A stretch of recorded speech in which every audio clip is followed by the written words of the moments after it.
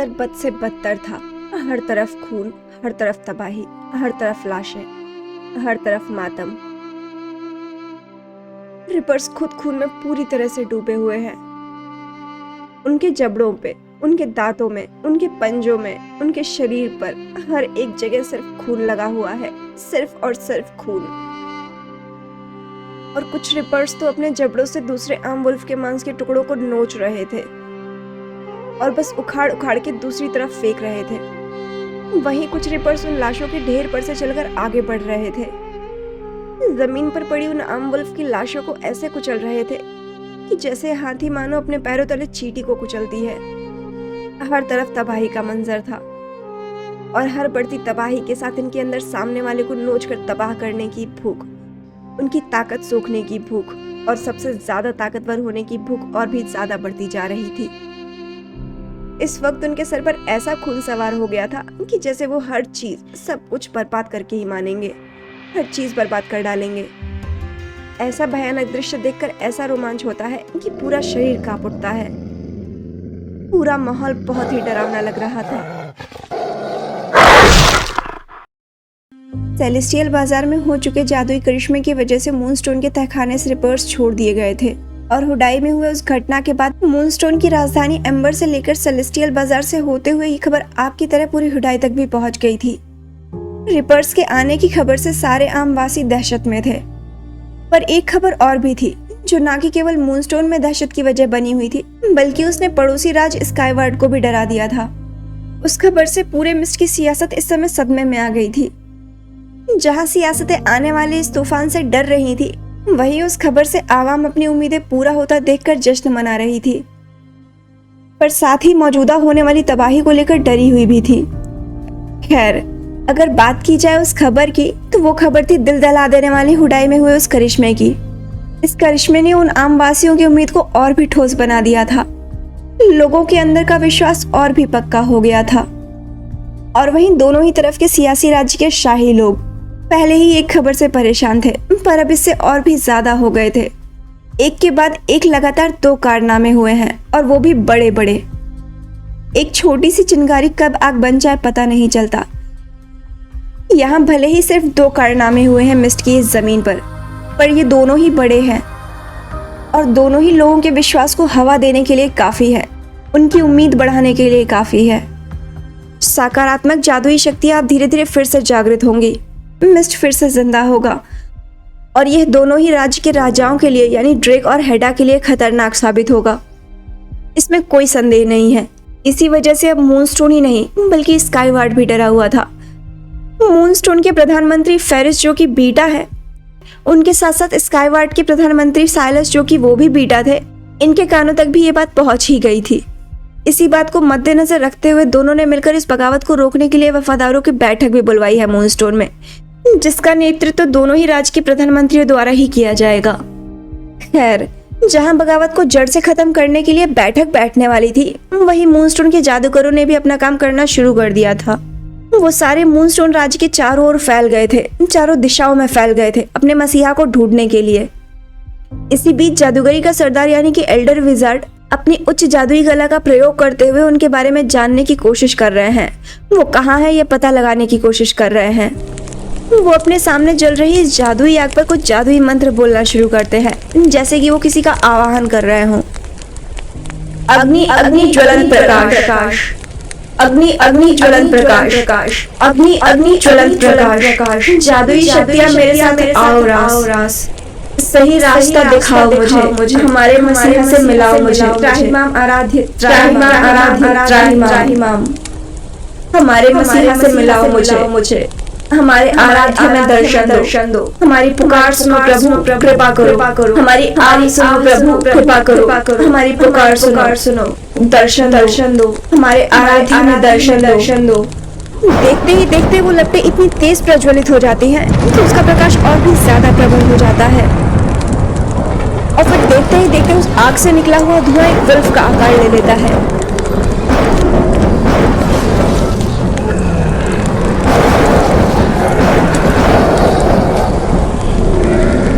वो उस Elder wizard से गुस्से में बोलता है, क्यों बुलाया मुझे?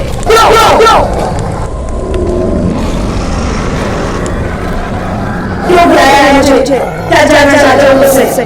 जिस पर वो सामने खड़ा हुआ विजार्ड अपने दोनों हाथ जोड़कर बस घुटनों पर बैठ जाता है और फिर उस वुल्फ के देवता से माफी मांगते हुए बोलता है, माफी चाहता हूँ ईस्ट, माफी चाहता हूँ। पर इस मिस्ट की जादुई दुनिया पर संकट के बादल छाए हुए हैं। हमारी मदद कीजिए डिवाइन, हमारी मदद कीजिए। हमें आशंका है कि हमारे मसीहा वापस आ गए हैं। हमारा मार्गदर्शन कीजिए, हमारी दुनिया के बादशाह। अपने इस नादान गुलाम को हमारे मसीहा का पता बताइए ताकि हम उनसे मिलकर उनकी मदद कर सके, उन्हें सुरक्षा दे सके। हम उनसे मिलकर इस मिस्ट की मदद करने में अपना योगदान दे सके। बताइए ईस्ट, बताइए, हमारा मार्गदर्शन कीजिए ईस्ट। बताइए हमें कि वो इस समय किस कोने में है, जिससे हम उन तक हमारे दुश्मनों से पहले पहुंच सके और उन्हें सुरक्षा दे सके। जिस पर वो वुल्फ कुछ सेकंड्स तक सोचता है और फिर शांत आवाज में बोलता है, वो एक नहीं है, वो दो है। और उन दोनों को उनका कुछ याद नहीं है और उन्हें याद दिलाने का उचित समय नहीं है। पर डिवाइन, वो दो कैसे हो सकते हैं? एल्डर विजार्ड आश्चर्य भाव से पूछता है, जिस पर उस धुएं वाले वुल्फ को एक बार फिर से गुस्सा आ जाता है। वो गुस्से में बोलता है, तो क्या मैं झूठ बोलूंगा तुमसे?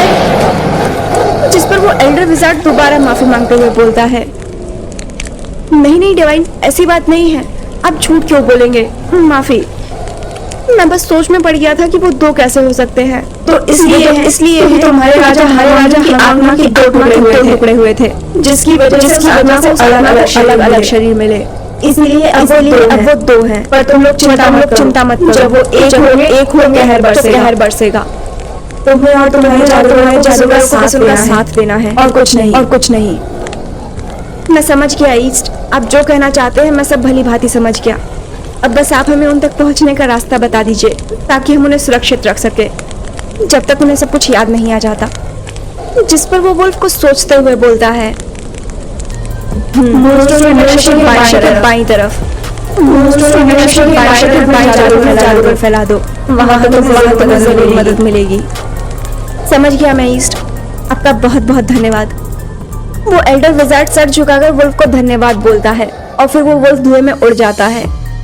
वहीं अब एल्डर विजार्ड उस वुल्फ के कहे अनुसार अपने कुछ जादूगरों को मूनस्टोन के बाईं तरफ के नक्शे की तरफ फैला देता है और सारे जादूगर अपने एल्डर विजार्ड की बात मानते हुए सेलेस्टियल, एम्बर, हुडाई, वोशु, वॉल्टोरिया और पैक जो बाईं तरफ है वहां सब फैल जाते हैं। वहीं दूसरी तरफ चांदनी रात के उजाले में गुफा के अंदर दो शख्स लेटे हुए थे, जिसमें से एक शख्स आराम से सो रहा था तो दूसरा किसी गहरी सोच में खोया हुआ था, क्योंकि उसे नींद ही नहीं आ रही थी। वो बस लेटे लेटे अपने दिमाग के घोड़े दौड़ाए जा रहा था। वो खुद में ही कुछ सोचते हुए बोलता है, आखिर ये झरना मुझे मिल क्यों नहीं रहा है? ये हो क्या रहा है? कम से कम पानी की तो आवाज आनी चाहिए ना कि मैं उसी की डायरेक्शन में जाऊं।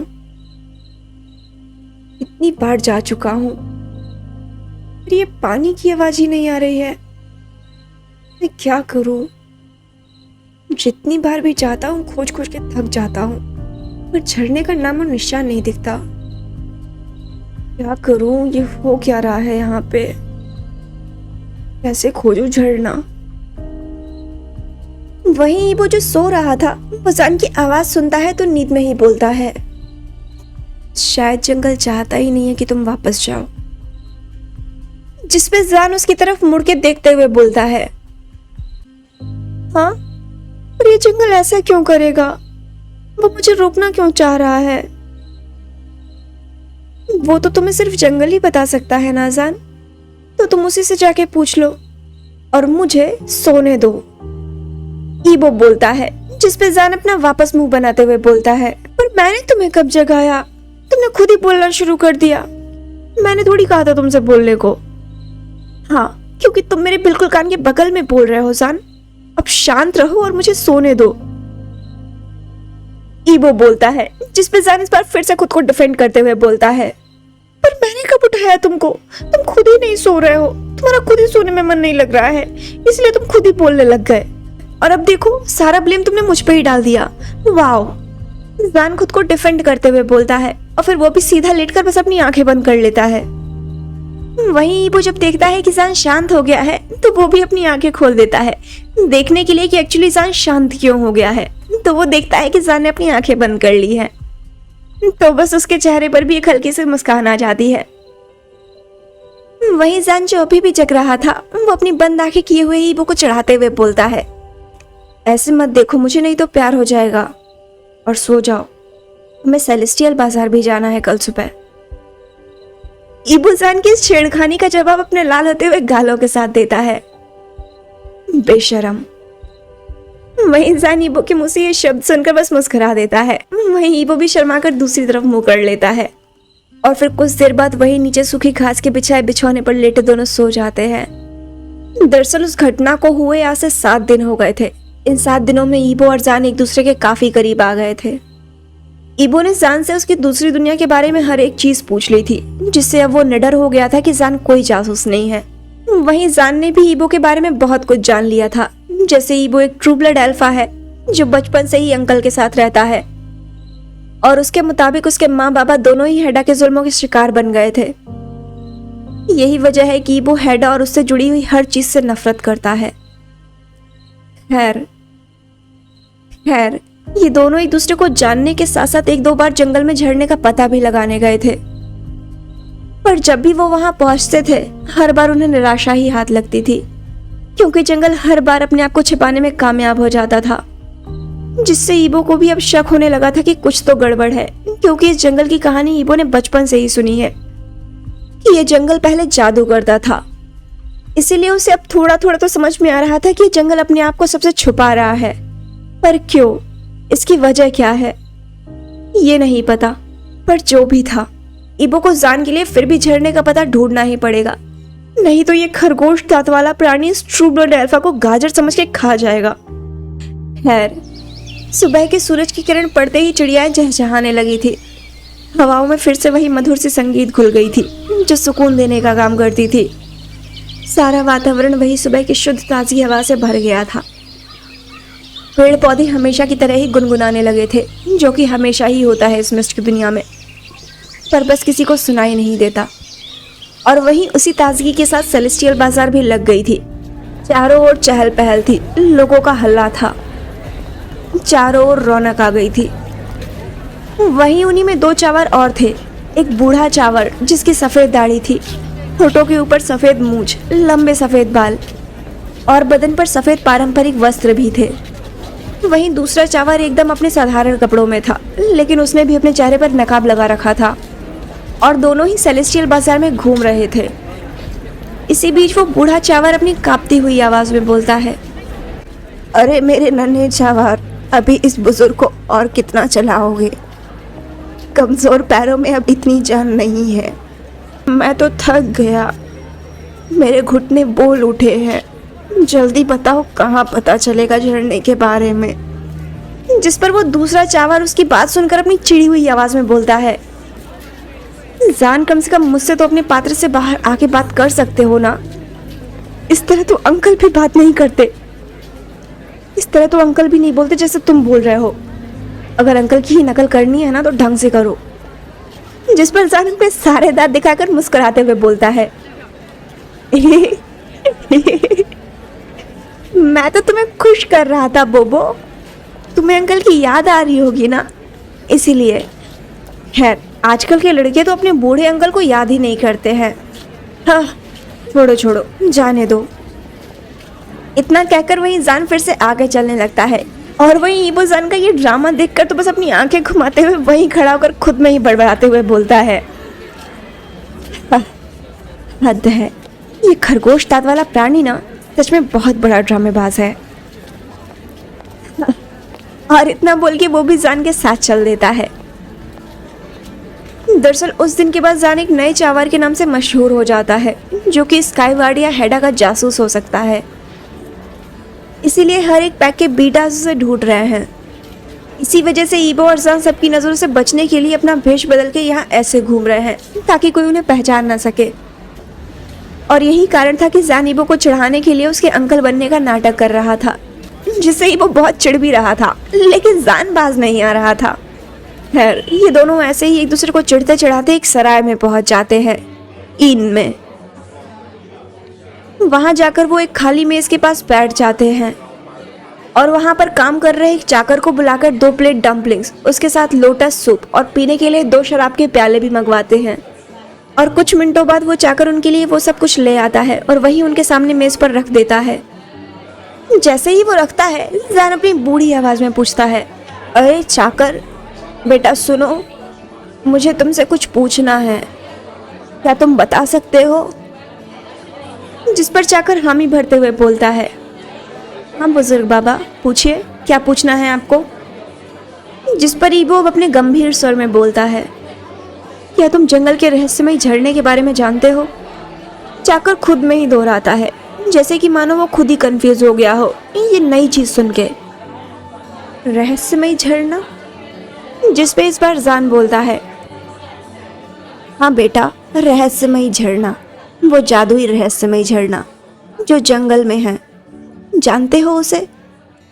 मैंने सुना है वो बहुत जादुई है, सुना है उसका पानी बहुत राहत देता है। मुझे मेरी अपनी इन कमज़ोर हड्डियों में थोड़ा जान फूंकना है। क्या जानते हो उसके बारे में? पता है तुमको कुछ?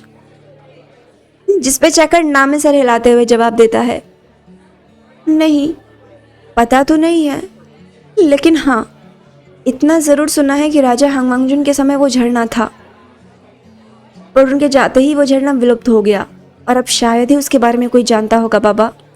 नहीं तो नहीं। अच्छा ठीक है, अब तुम जा सकते हो, ईबो बोलता है। जिसके बाद चाकर वहां से चला जाता है और ईबो और जान अपना खाना खाने पे फोकस करने लगते हैं। वो दोनों खाना खाने में व्यस्त ही थे कि तभी बगल में बैठे कुछ लोगों की बातचीत सुनाई देती है। सुना है वोल्टोरिया और एम्बर में हेडा के रिपर्स ने बहुत आतंक मचाया है। लोग कह रहे हैं कि वो हुडाई और सेलेस्टियल भी आने वाले हैं। हमें अपना बचाव करना पड़ेगा। अरे दोस्त, हम अपना बचाव कर कैसे पाएंगे? हम आम चावर हैं और वो रिपर्स हैं, रिपर्स। उनसे बचने के लिए तो उनके सामने घुटने ही टेकने पड़ेंगे, नहीं तो वो नहीं छोड़ेंगे। हाँ दोस्त, वो सारे रिपर्स हैं, बहुत खतरनाक होते हैं। सुना है हड्डियां तक चबा जाते हैं वो, और सुनने में आया है कि हजारों की तादाद में रिपर्स छोड़े गए हैं। हम बाल बच्चों वाले लोग हैं, हमें अपने परिवार को सुरक्षित रखना है, तो घुटने टेकने ही पड़ेंगे। वैसे आखिरी बार जब हम चावर में से किसी ने बगावत की शुरुआत की थी तो उसके लिए रॉगर्स भेजे गए थे, पर इस बार रिपर्स छोड़े गए हैं। लग रहा है इन लोगों को गद्दी खोने का डर है। हाँ मित्र, वो तो होगा ही, आखिर हांगवांगजुन ने आने का संकेत जो दिया है। देखते हैं हांगवांगजुन इस बार हमारी रक्षा करेंगे या नहीं। पहला चावर बोलता है और फिर अपना कप उठाकर चाय का एक घूंट पी लेता है। हाँ भाई, देखते हैं। वैसे उस दिन उस बच्चे की रक्षा करने के बाद लोगों के अंदर तो एक विश्वास जाग उठा है। अब देखते हैं कि क्या होता है। इतना कहकर वो दूसरा चावर भी अपने सामने रखे हुए उस चाय को उठाकर पीने लगता है। ये 3 लोग रिपर्स और हांगवांगजुन को लेकर बातें कर रहे थे। वहीं ईबो और जान इन लोगों की बातें सुनने की कोशिश कर रहे थे। और जैसे ही वो दोनों सुनते हैं कि रिपर्स छोड़े गए हैं, तो दोनों में से एक तो भौचक्का होता है और दूसरा सोच में पड़ जाता है। ईबो जो भौचक्का हो गया था, वो गहरी आवाज में बोलता है, रिपर्स ने वोल्टोरिया और एम्बर पे तबाही मचा दी है, मतलब वो हुडाई भी जरूर आएंगे, यानी मेरा पैक खतरे में है। जान जो सोच में पड़ गया था, वो पूछता है, बोबो, ये रिपर्स कौन होते हैं? जिस पे ईबो जवाब देता है, रिपर्स एक वेयरवुल्फ की ही नस्ल है, जो हेडा के खूंखार लड़ाकों में से एक है। ये ओमेगास की शक्तियों को सोखकर अल्फाज से लड़ते हैं। इनके सामने कोई मासूम नहीं होता, कोई बच्चा नहीं होता। ये बस सबको तबाह कर देते हैं। ये रिपर्स आते ही अपने साथ एक भयानक तबाही लाते हैं।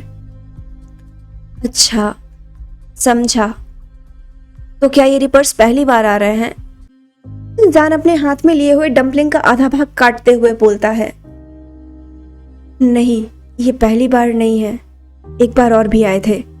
अंकल ने बताया था, जब राजा हांगवांगजुन मारे गए थे, तब सबके दिमाग पर हेडा और स्काईवर्ड का डर बैठाने के लिए, अपना आधिपत्य जमाने के लिए रिपर्स की दूसरी नस्ल भेजी गई थी जो बहुत खूंखार थे, पर वो सिर्फ डराने का काम करते थे। मारते वो सिर्फ उसे थे जो उन्हें चुनौती देता था।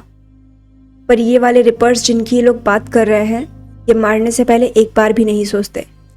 इन्हें चुनौतियों से कोई मतलब नहीं है, इन्हें सिर्फ खून दिखाई देता है और कुछ नहीं। सबको खत्म कर देते हैं सिवाय उनके जो घुटनों पे आ जाए, हेडा को स्वीकार कर ले। ईबो समझाता है, जिस पे जान एक बार फिर सवाल पूछता है, ओ तो मतलब बचना है तो हेडा को राजा मान लो और घुटने टेक दो, नहीं तो ये लोग नहीं छोड़ेंगे। पर ईबो, मैंने तो सुना था कि अल्फा किसी के सामने घुटने नहीं टेकते, किसी के सामने नहीं झुकते, तो फिर यहाँ पे ये अलग ही हाल क्यों है? ऐसा क्यों है? जिस पर ईबो उसके सवाल का जवाब देते हुए बोलता है, वो इसीलिए जान क्योंकि यहाँ पर अपने आप को कोई अल्फा नहीं मानता।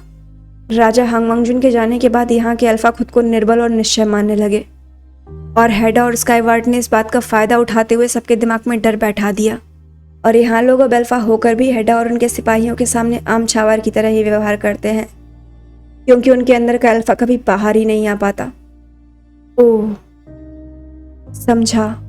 तो मतलब हेडा के सामने और हेडा के सिपाहियों के सामने ये सब लोग बस कमजोर हैं, कुछ भी नहीं है। ऐसा ही कुछ है। ईबो हामी भरते हुए बोलता है। ईबो चॉपस्टिक से डंपलिंग उठाकर अपने मुंह में डालने ही वाला होता है कि तभी रोज की तरह एक बार फिर से बाहर डुगडुगी पिटने की आवाज आने लगती है,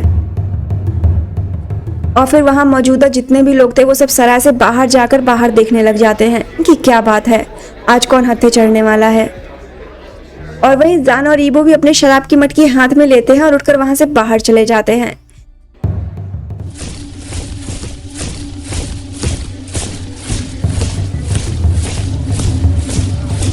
वहीं बाजार में शाही सिपाही डुगडुगी की आवाज के साथ आ गए थे और आते ही कुछ घोषणा करना शुरू करते हैं। सावधान, सावधान, सावधान, सावधान हो जाओ, सभी लोग सावधान हो जाओ, जो जहां पर हो वहीं पर रुक जाओ। स्काईवार्ड के प्रधानमंत्री साइलस पधार रहे हैं। सावधान, सावधान, सभी लोग सावधान हो जाओ, जो भी लोग जहां पे हो वहीं पर रुक जाओ। सावधान, स्काईवार्ड के प्रधानमंत्री अपने शाही सिपाहियों के साथ पधार रहे हैं। सावधान, सावधान, जो जहां पर हो वहीं पर रुक जाओ, सब लोग जहां पर हो वहीं पर रुक जाओ, कोई भी इनके रास्ते में नहीं आएगा। स्काईवार्ड के प्रधानमंत्री साइलस पधार रहे हैं। सबके सब जहां हो वहीं पर रुक जाओ, अपने अपने सर झुकाकर खड़े हो जाओ। जिस किसी ने भी अपना सर उठाने की हिम्मत की, उसका सर किसी वक्त गलत कर दिया जाएगा। इसीलिए ध्यान रहे, सबका सर झुका रहे, नजरें नीची रहे। ये घोषणा सुनने के बाद वहां जितने भी लोग खड़े थे वो सब अपना सर झुका लेते हैं और राज्य के शाही सिपाही आने का इंतजार करने लगते हैं। वहीं उन्हीं के बीच जान और ईबो भी खड़े थे, उन्होंने भी अपने सर झुकाए रखे थे। ईबो ने भी सबके जैसे अपना सर झुका रखा था, पर बीच बीच में वो अपनी नजरें ऊपर करके देख भी ले रहा था। लेकिन वहीं उसके बगल में खड़ा जान, उसको सुकून नहीं था, उसके अंदर जिज्ञासा ही इतनी ज्यादा थी, तो वो वही अपनी जिज्ञासा के चलते उसको शांत करने के लिए वो वैसे ही सर ऊपर किए हुए खड़ा था। आखिर वो भी देखना चाहता था कि ये स्काईवार्ड का मंत्री दिखता कैसा है, तभी तो वो बकायदा अपनी नजरें उन्हीं पे गड़ाए रखा था। वहीं कुछ पल बीतने के बाद कम से कम 20 अल्फा सिपाहियों के चलने की आवाज आती है, जिसमें से 10 आगे चल रहे थे और 10 पीछे। वहीं साथ में रथ के पहियों की भी आवाज आ रही थी, जिसमें पीछे तो पहिए लगे हुए थे, पर आगे से आम चावर अपने बल से रथ को आगे की ओर खींच रहे थे। और जब वो रथ को तेज नहीं खींच पा रहे थे या उनकी जरूरत के अनुसार आगे नहीं भगा पा रहे थे, तो वहीं उनके आसपास चल रहे सिपाही उन पे कोड़े भी बरसा रहे थे, जिससे कि वो रथ को और दुगनी तेज से आगे खींचे। वहीं शाही रथ में बैठा था वो स्काईवार्ड का क्रूर मंत्री, जिसका नाम साइलस था। वो उस रथ पे बैठा अपनी क्रूरता भरी मुस्कान दे रहा था, जैसे कि राजा वही हो। वो अपनी क्रूरता का प्रदर्शन कर रहा था। साइलस अपनी नजरें इधर उधर दौड़ा रहा था। वो अपने इर्द गिर्द सेलेस्टियल बाजार में मौजूद लोगों को देख रहा था। वो देख रहा था कि कैसे यहाँ के लोग उसके सामने अपना सर झुकाए हुए खड़े हैं। ये सब देखकर उसके अहम को, उसके अंदर की क्रूरता को एक अलग ही संतुष्टि मिल रही थी।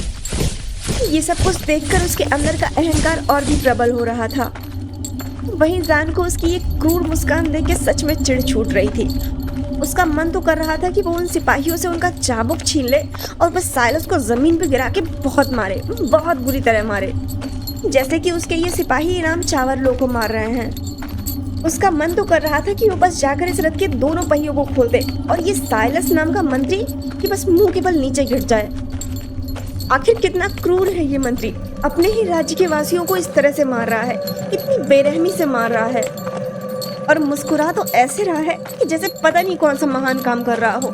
क्रूरता की सीमा होती है, पर इन लोगों की कोई सीमा नहीं है। आखिर इतना भी क्या घमंड है, किस चीज का घमंड है, अपने ही राज्य की प्रजा को कुछ नहीं समझता। ये कैसा मंत्री हुआ? ऐसे मंत्री से तो अच्छा है कि मंत्री हो ही ना। जहां जान स्काईवार्ड के मंत्री के लिए ये सब कुछ सोच रहा था, वहीं वो भी उसके मन का हाल बखूबी महसूस कर रहा था। इसी वजह से वो भी अपने अंदर वही चिढ़ महसूस कर रहा था, पर वो समझ नहीं पा रहा था कि ऐसा हो क्यों रहा है। उसका मन तो इस समय ऐसा कर रहा था कि उन सिपाहियों से उनका वो चाबुक छीन ले और बस साइलस को रथ से नीचे गिराकर उसको बहुत बुरी तरह से मारे, बहुत बुरी तरह से मारे, इतना मारे कि बस वो वहीं उसको मार डाले। पर उसे ये समझ नहीं आ रहा था कि ऐसा हो क्यों रहा है। पर जो भी था वो सही था, क्योंकि इस समय वो भी ऐसा ही कुछ महसूस कर रहा था। खैर, शाही सिपाही धीरे धीरे जान और ईबो के सामने से गुजर रहे थे और सबकी नजरें और गर्दनें झुकी हुई थी और साइलस उन्हें देखकर मुस्कुरा रहा था। पर तभी वो देखता है कि उनमें से एक चावर अपना सर नहीं झुकाया है, तो वो उसकी तरफ गुस्से वाली नजरों से देखता है, जैसे उस आम चावर ने उसको खुली चुनौती दे दी हो। वो अपने पास खड़े हुए सिपाही को बुलाता है और उससे उस चावर की तरफ इशारा करते हुए अपने पास लाने को बोलता है। वहीं वो सिपाही साइलस की बात मानते हुए जान के पास आने लगता है, उसके करीब आता है, करीब आता है, करीब आता है। उस सिपाही को अपनी तरफ आता देख जान की धड़कनें तो और भी ज्यादा तेज बढ़ जाती हैं और वो और ईबो दोनों ही अपनी गर्दन और नीचे कर लेते हैं, अपना सर और नीचे कर लेते हैं और सोच में पड़ जाते हैं कि कहीं साइलस की नजर उन पे तो नहीं पड़ गई। जितने जितने कदम वो सिपाही उनकी तरफ बढ़ा रहा था, उतने उतने कदम वो एक एक करके धीमे धीमे से पीछे की तरफ हट रहे थे। वो सिपाही लगातार चल के जान की तरफ आते हैं और आकर उनके साइड से निकलकर पीछे खड़े हुए एक दूसरे युवा चावर को घेर लेते हैं, जिससे जान और ईबो और वहीं आसपास के और भी लोग वो सब बस उसके पास से दूर हट जाते हैं और सिपाही और उस युवा चावर को देखने लग जाते हैं। वहीं वो सिपाही उस युवा चावर को पकड़ के साइलस के पास ले जाते हैं, जिससे जान और ईबो को थोड़ा सा सुकून मिलता है कि चलो खैर वो नहीं है, वो बच गए। पर बुरा भी बहुत लगता है क्योंकि वो युवा चावर पकड़ा गया। वहीं वो युवा चावर जब खुद को साइलस के सामने देखता है तो वो बेचारा डर जाता है। वो उसकी जान को बख्शने के लिए साइलस के सामने गिड़गिड़ाने लगता है, मुझे माफ कर दो हुकुम, मैं दोबारा ये गलती नहीं करूंगा, मुझे जाने दो हुकुम, मुझे माफ कर दो, रहम हुकुम, रहम, मैं दोबारा ऐसे गुस्ताखी नहीं करूंगा, माफ कर दीजिए मुझे हुकुम, माफ कर दीजिए, माफी हुकुम, माफी, मैं दोबारा ऐसी गलती नहीं करूंगा, मैं दोबारा कभी नहीं करूंगा, माफी हुकुम, माफी, रहम दिल हुकुम, रहम दिल। पर साइलस अपनी क्रूर मुस्कान दिखाते हुए उस युवा चावर से बोलता है,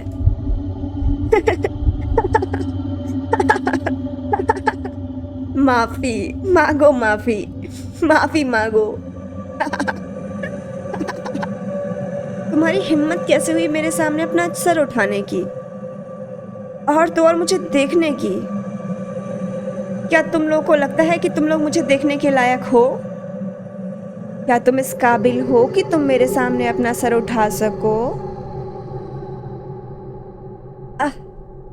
उठाया तो उठाया, चलो कोई बात नहीं, पर नजरों को भी उठा लिया मुझे देखने के लिए। वाह, तुम्हारी ये नजरें मुझे देखने के काबिल हैं क्या? हाँ, तुम्हारे अंदर डर नहीं है ना? सर उठा लिया। तुम्हारी ये नजरें, इनमें डर नहीं है ना? सर को उठा लिया, देख भी लिया।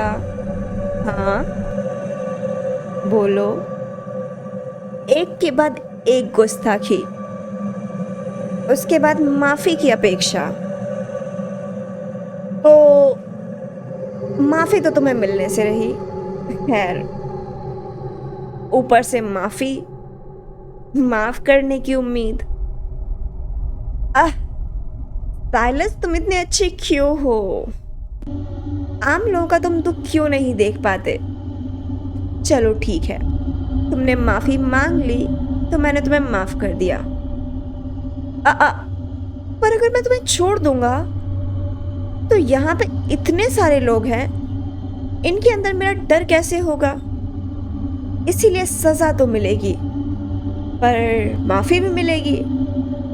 माफी मिलती है तुम्हें जान बख्शने की। तुम्हारी माफी मैंने कबूल कर ली।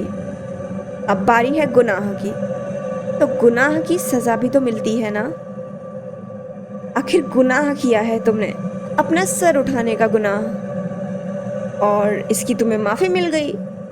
पर अब तुम्हारा दूसरा गुनाह, अपनी इन आंखों से मुझको देखने की, तो इसके लिए तो तुम्हें सजा मिलेगी। और इसकी सजा ये होगी चावार कि तुम्हारी ये दोनों आंखें छीन ली जाएंगी। सिपाहियों, इस दोषी की दोनों आंखें छीन ली जाएं। साइलस अपने गुस्से भरी आवाज में वहां खड़े अपने सिपाहियों को आदेश देता है, और वहीं खड़े मौजूदा लोग जैसे ये सजा सुनते हैं तो बस उनका दिल जैसे दहल जाता है। पर उनमें से कोई भी आगे आकर कुछ नहीं बोल पाता, क्योंकि उनके अंदर हिम्मत ही नहीं थी कि वो आगे बढ़कर स्काईवार्ड के मंत्री का सामना कर सके, उसके सामने कुछ बोल सके।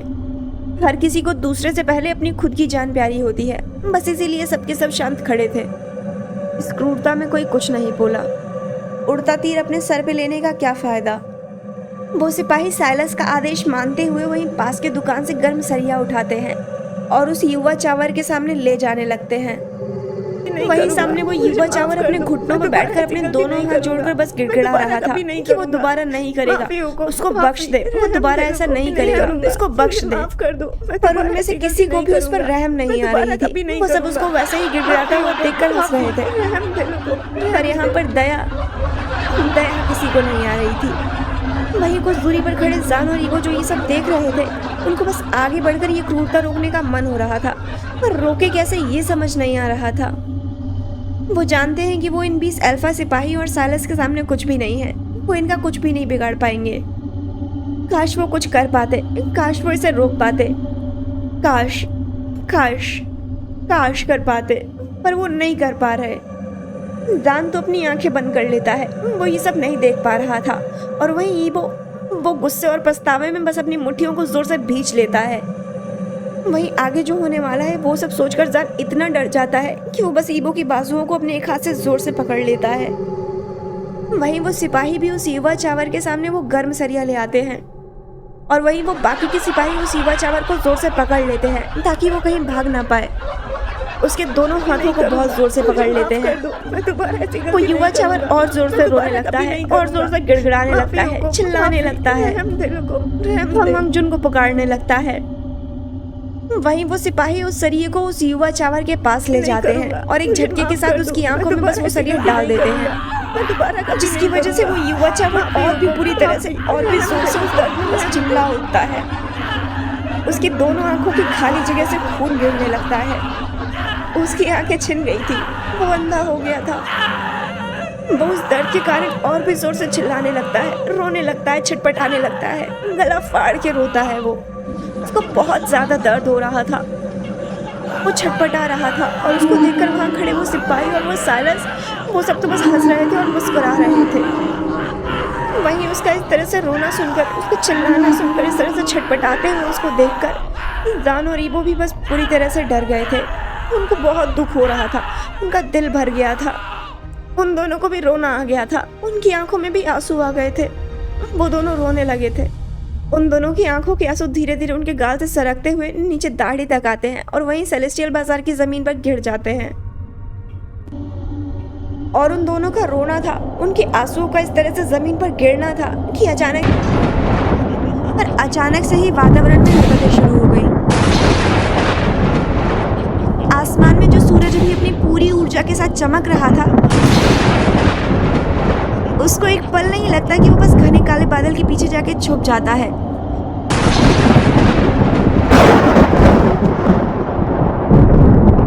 आसमान में जोरों शोरों से बिजली कड़कने लगती है और देखते ही देखते वो अचानक से ही तेज बारिश का शुरू होना था। उनकी आंसू जमीन पर गिरते ही पता नहीं कैसे बस अचानक से तेज बारिश शुरू हो जाती है। वो बारिश इतनी तेज थी कि जैसे वो पूरा सेलेस्टियल बाजार अपने साथ बहा ले जाएगी। और वहीं उस बारिश से उस युवा चावर के दर्द को राहत मिलती है, जैसे कि वो बारिश ने युवा चावर के दर्द को सोख लिया हो। खैर, वहीं ये सारे सिपाही भाग के बस साइलेंस को इस बारिश से सुरक्षित करते हैं और बस आगे चलने लग जाते हैं, आगे बढ़ जाते हैं। और उनके जाते ही सारे आम चावर जो एक जगह सर झुकाए बुत बन के खड़े हुए थे, वो अब सर उठाकर उस जख्मी युवा को देखते हैं। जिसके बाद उनमें से वो 2 चावर जो उसके साथ के होते हैं, वो उसे उठाकर हीलर के पास ले जाते हैं। वहीं जान और ईवो जो वहीं असमर्थ खड़े थे, वो भी उस युवा को देखते हैं तो वो खुद पे ही गुस्सा महसूस करते हैं। पर अब उस गुस्से का क्या फ़ायदा, वो इस चावर को बचा तो नहीं पाए ना। खैर, इसीलिए बस वो भी वहाँ से जाने लगते हैं बिना कुछ बोले। जैसे ही वो लोग वहाँ से जाने के लिए अपने कदम बढ़ाते हैं, वो तेज़ बारिश जो भी अचानक से ही शुरू हुई थी, वो अब अचानक से ही अपने आप शांत भी हो जाती है। आसमान बिल्कुल वैसे ही खुल जाता है जैसे कि अभी कुछ देर पहले खुला हुआ था। वातावरण बिल्कुल वैसा ही हो जाता है जैसे कि अभी कोई बारिश नहीं हुई थी, कुछ नहीं हुआ था। और यही जादुई चमत्कार वहाँ मौजूद एक अधेड़ उम्र के चावर को कुछ अलग सा लगता है, जो उसको सोचने पे मजबूर कर देता है। ये क्या था? ये क्या चमत्कार हुआ? अभी सूरज था, फिर अचानक से बारिश शुरू हो गई, फिर अचानक से बारिश रुक भी गई और वापस से सूरज निकल गया। ये कैसा चमत्कार था? क्या ये सच में चमत्कार हुआ है? अभी तो इतनी तेज बारिश हो रही थी कि पूरा बाजार बहा ले जाएगी, और अभी शांत खुला आसमान। ये कैसे हो सकता है? ये कैसे हो सकता है? कहीं हमारे मसीहा यहीं पे तो सबके साथ मौजूद नहीं थे? शायद से। मुझे पता लगाना ही होगा, मेरी जादुई ताकत से मुझे पता लगाना ही होगा। दरअसल ये अधेड़ उम्र का चावर कोई और नहीं बल्कि एल्डर विजार्ड का एक सेवक है, जो खुद में ही एक शानदार जादूगर है। अच्छी विद्या है उसके पास। जैसे कि ये एक जादूगर है, वैसे ही कई और भी जादूगर हैं। वो सब अपने एल्डर की बात मानकर चारों ओर फैले हुए हैं और अपने मसीहा को ढूंढ रहे हैं, और ऐसे ही होने वाली जादुई घटनाओं पर भी अपनी नजरें गड़ाए हुए हैं, क्योंकि ये होने वाली जादुई घटनाएं ही एकमात्र दिशा दर्शक हैं जो कि इन्हें इनके मसीहा तक पहुंचाएंगी। खैर, इसी वजह से जादूगर को शक होता है कि यहाँ सेलेस्टियल बाजार में उनके मसीहा हैं। इसीलिए वो आंख बंद करते हैं और कुछ मंत्र अपने में ही बोलने लगते हैं, और उनकी आंखों के सामने और कानों में कुछ एहसास होता है, जिसकी वजह से वो अपनी आंखें खोल देते हैं और आश्चर्यजनक आवाज़ में बोलते हैं, मतलब मैं सही था, वो यही थे, हमारे मसीहा यही थे। ये जादू उन्हीं की वजह से हुआ है। मुझे ढूंढना होगा उन्हें, मुझे उन्हें ढूंढना होगा। वो जादूगर इधर उधर अपनी नज़रें घुमाता है, पर उसे सिर्फ आम चावर ही दिख रहे थे, जो बस बाजार में अपने ज़रूरी काम की वजह से आए थे, जिसकी वजह से वो अपनी जादुई ताकत का इस्तेमाल करता है और उसकी मदद से वो उनके बारे में पता लगाने की कोशिश करता है, और उसकी मदद से वो उनको देखने की कोशिश करता है। तो उसकी आंखों के सामने 2 शख्स की तस्वीर आती है, जिसमें से एक तो कोई बूढ़ा शख्स दिख रहा था, बिल्कुल बहुत बूढ़ा, और दूसरा युवा था, जिसको देखकर तो वो जादूगर और अचंभित हो जाता है। ये युवा शख्स तो मसीहा लग रहा है, पर ये बूढ़ा कैसे मसीहा हो सकता है? क्या ये सच में मसीहा है? ऐसा कैसे हो सकता है? ये इतना बूढ़ा कैसे हो सकता है? और ये मसीहा कैसे हो सकता है अगर ये बूढ़ा है तो? और फिर वो उस युवा को ढूंढने के लिए सेलेस्टियल बाजार से बाहर जाने लगता है।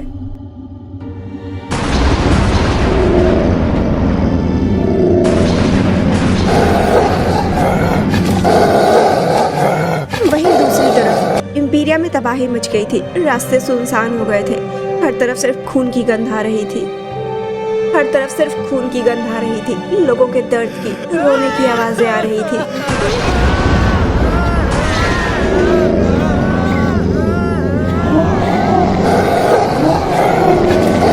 कुछ चावर अभी भी लड़ रहे थे तो कुछ ने अपने घुटने टेक दिए थे।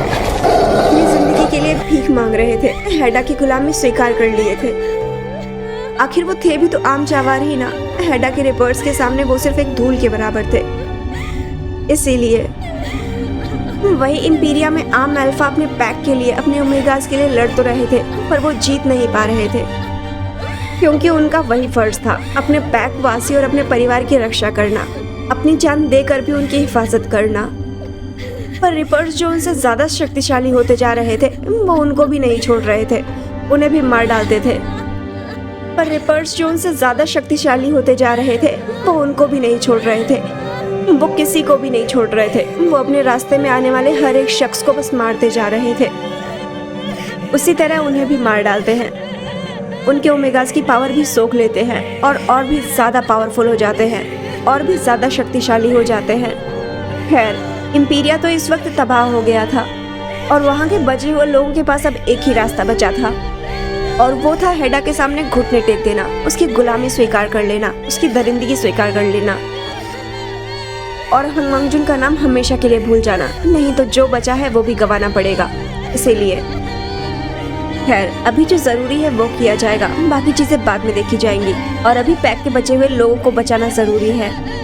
यही सब कुछ सोचते हुए इंपीरिया पैक का हेड अल्फा हेडा के रिपर्स के सामने अंत में अपने घुटने टेक देता है, और उसके पीछे पीछे वहीं बाकी बचे हुए लोग भी, क्योंकि अभी वो और नुकसान नहीं देख सकते, बस इसीलिए, जिसकी वजह से रिपर्स अब इंपीरिया से बाहर निकल जाते हैं और आगे बढ़ जाते हैं।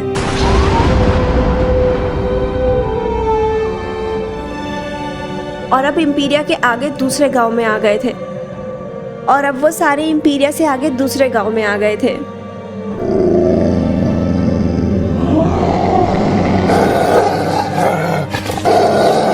पर वहां के लोग तो रिपर्स के आने के डर से पहले ही अपनी जगह खाली कर चुके थे, गांव छोड़कर भाग चुके थे। वहीं अब वो रिपर्स सेलेस्टियल और हुडाई से पहले वाले गांव के रास्ते आ गए थे। वहीं हुडाई के लोगों की परेशानी अब धीरे धीरे और बढ़ रही थी। वो बस यही सोच रहे थे कि वो कैसे लड़ेंगे इन रिपर्स से। वो सारे कितने खूंखार हैं, और ये गिने चुने चुनिंदा लोग। इन लोगों ने तो इतनी सेना भी नहीं तैयार की है कि ये लोग उन रिपर्स का सामना कर सकेंगे। इन लोगों ने तो उसकी आधी भी सेना नहीं तैयार की है जितनी जरूरत है उन रिपर्स का सामना करने के लिए। पर सामना तो करना पड़ेगा ना, और तो और इन्हें अपने आम चावरों को, ओमेगास को और उनके बच्चों को सुरक्षित भी रखना होगा। नहीं तो ये रिपर्स सबसे पहले उन्हें ही अपना शिकार बनाएंगे, सबसे पहले उन्हें ही घेरेंगे, उन्हीं पे हमला करेंगे। खैर, वहीं आम अल्फा और पैक के हेड अल्फा सब तैयार थे लड़ने के लिए, क्योंकि यहाँ के लोगों के विश्वास का तो स्तर ही कुछ अलग है। यहाँ के लोगों को पूरा विश्वास है कि उनके राजा हंग मंगजुन कुछ भी करके उन्हें बचा लेंगे। इसीलिए ये गिनती भर के लोग उन रिपर्स से लड़ने के लिए तैयार हैं, पूरी तरह से तैयार हैं। पर क्या सच में इनका ये विश्वास जीतेगा? क्या सच में राजा हंग मंगजुन इन्हें बचाएंगे? पता नहीं, ये तो समय ही बताएगा। खैर,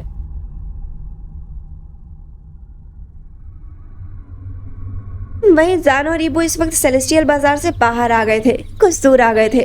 वो लोग गुफा की तरफ वापस जा रहे थे। ईबो के दिमाग में अभी भी वही सब चीजें चल रही थी, वो चीखें उसके जहन में गूंज रही थी।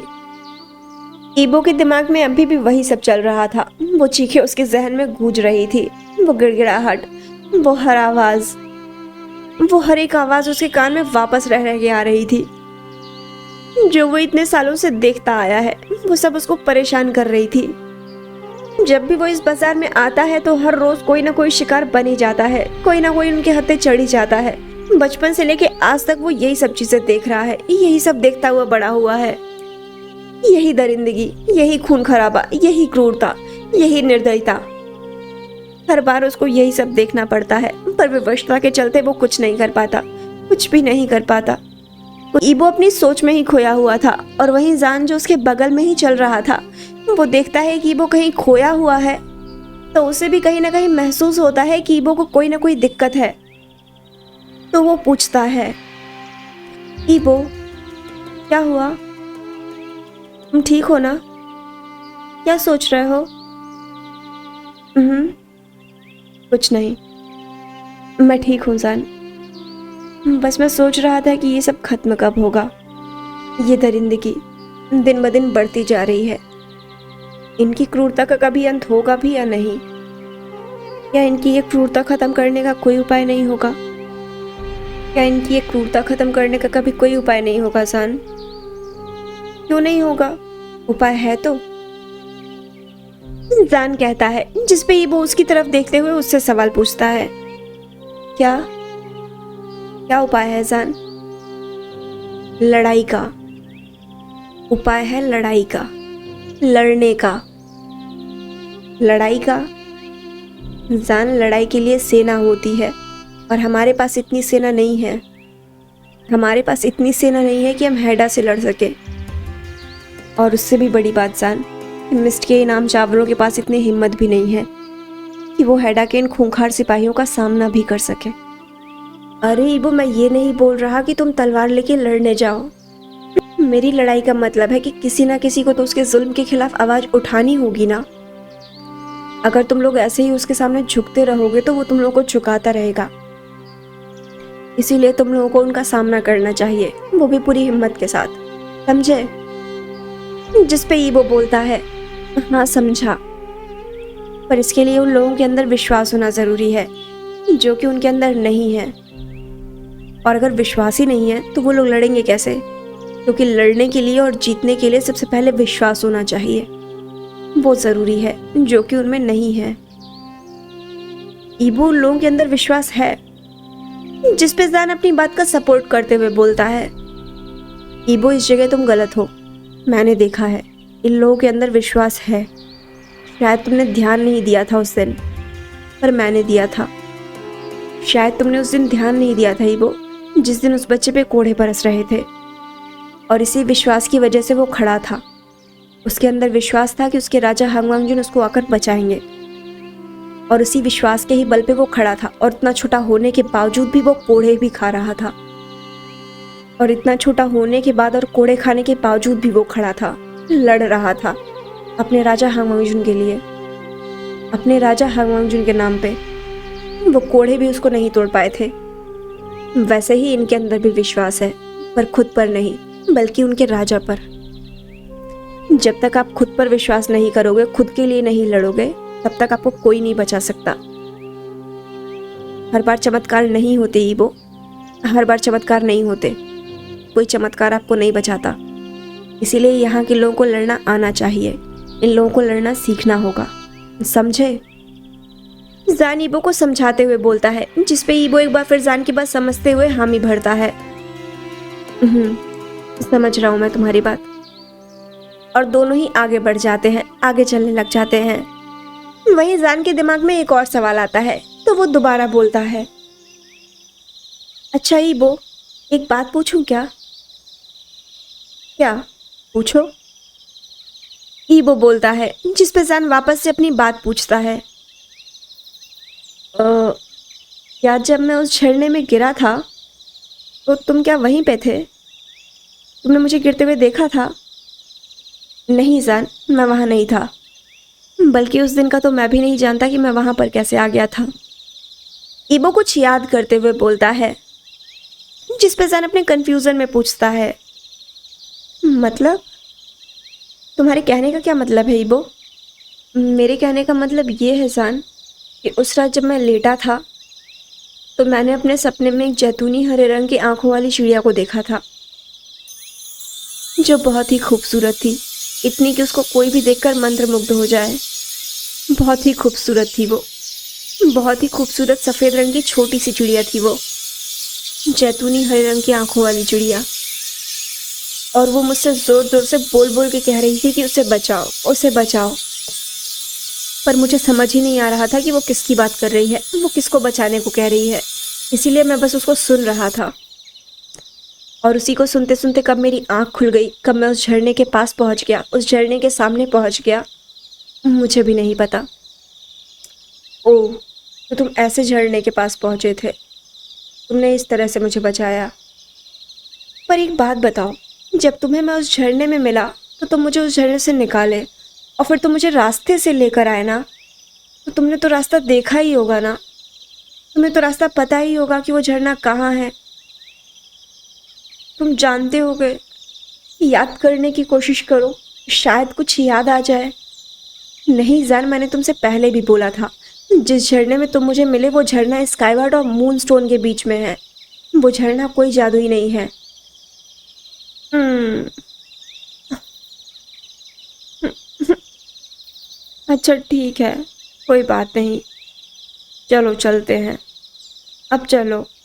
जान फिर अपनी उदासी भरी आवाज में बोलता है और फिर आगे बढ़ जाता है। कुछ देर तक ये लोग ऐसे ही घूमते हैं, एक दूसरे के साथ समय बिताते हैं, बातें करते हैं और कुछ शाम का खाने के लिए लेते हैं और फिर वापस अपनी गुफा में आ जाते हैं, वही हुडाई से कुछ दूरी के गांव में।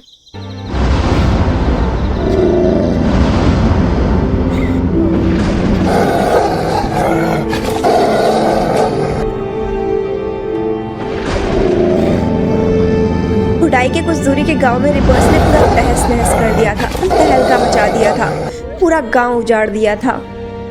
वहां की कच्ची झोपड़ियां, वहां के घर, वहां के खेत खलियान सब तबाह कर दिए थे, सब बर्बाद हो गया था। वहां के कुछ आम चावर जख्मी हो गए थे तो कुछ डर के मारे भाग गए थे। वही वहां के कुछ अल्फाज लड़के शहीद भी हो गए थे, पर रिपर्स की गिनती अभी भी उतनी की उतनी ही थी। उनका कोई कुछ भी नहीं बिगाड़ पाया था, उनका कोई एक बाल भी बाका नहीं कर पाया था। वो अपनी उसी रफ्तार से खून खराबा कर रहे थे, खून बहा रहे थे, वहशीपना कर रहे थे। बल्कि अब तो उनकी रफ्तार उनकी ताकत के साथ साथ दुगनी हो गई थी, दुगनी क्या 4 गुनी हो गई थी। इतनी सारी तबाही मचाने के बाद, इतने सारे अल्फा और ओमेगास की शक्तियां सोखने के बाद अब ये सारे अजेय हो गए थे और अब उसी रफ्तार के साथ सेलेस्टियल के रास्ते चल भी दिए थे।